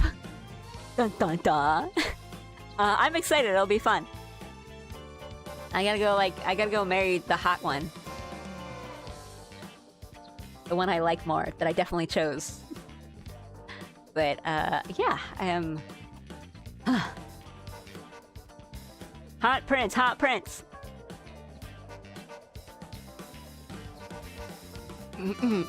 Okay. Yeah, I think that's all I need to say. Tomorrow is an art stream? I believe? Yes, okay. Yeah, and the way it's looking... Sorry, I'm just staring at Aereo this whole time.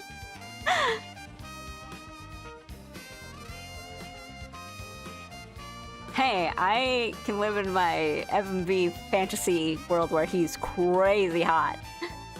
The original shot. Well, now we gotta go for him. But yeah, I think that's all I need to say. I think I will just end stream today. We'll raid tomorrow, I think. Are you craving my curses? Oh, you want a little osmanthus soup? Eat this. Alright. Yeah, okay. Thank you guys for watching with me. It's been fun. PARANORMASIGHT is a really good time. If you guys are like interested in this game and you want to pick it up for yourself and play it and you know, duck out of my streams to enjoy it yourself, I totally understand. That's kind of like what these games are kind of like. You know, you might want to do it yourself. Or kind of experience the story yourself. That's totally fine, understandable. And if that is, and you duck out of my streams, or you kind of like do what Aru's been doing and popping in the beginning, saying hi, and then leaving or lurking, that's totally fine. I completely understand. And like I said before, a second one has come out, and I'm probably gonna pick it up on. Hopefully, it goes on sale soon, Steam sale. I don't know. Square Enix tends to put some of their recent stuff on like at least small sales pretty early, so I'll probably pick that up. Because I'm really having fun with this. Okay, enough game shilling. but I really like. Main point being, if you guys want to play this yourself, like I'm already recommending it, but I completely understand if it's like next stream you guys are like, okay, bye. Because, like, I am the type that I wouldn't really watch somebody play a mystery game myself because I'd probably want to figure it out and read it on my own. So just, that's my main point. Yeah, and then summer sale, I think, is soon, or like next week, or a week or two, week and a half. And I'm worried because games. We can all hold hands and jump into the abyss together. Love following this one so far. I gotta catch up on the VOD for this one. Had to step out too often today. Yeah, no worries. I will try to put together a playlist on YouTube with all of that collected, and some of the other ones that I've just like always forgotten to do because I hate looking at my own channel. Maybe I'll get Jim to do it for me. Do the other game collections like Outer Wilds. I think Road to Empress was a couple streams, so we'll do that on the YouTube. I looked over at Jim and he's giving me a thumbs up. Anything else? Anything else? I don't think so. Also, this music is really fun. It reminds me the most of Duck Detective. Like just having a silly, fun, jazzy theme. But yeah, I think that's it. Tomorrow I'll be here for an art stream. Yeah. Thanks for watching, hanging out with me, etc. I'll put up some things so that you guys can watch the VODs and figure out what the story is, and then I'll try to, like, next stream, I'll try to also, like, give kind of small synopses. Because I need them too. I will end stream today. Hope you guys get some good rest tonight. I'm so tired right now of reading so much. And yeah, that's all for me. Arigatou gozaimashita!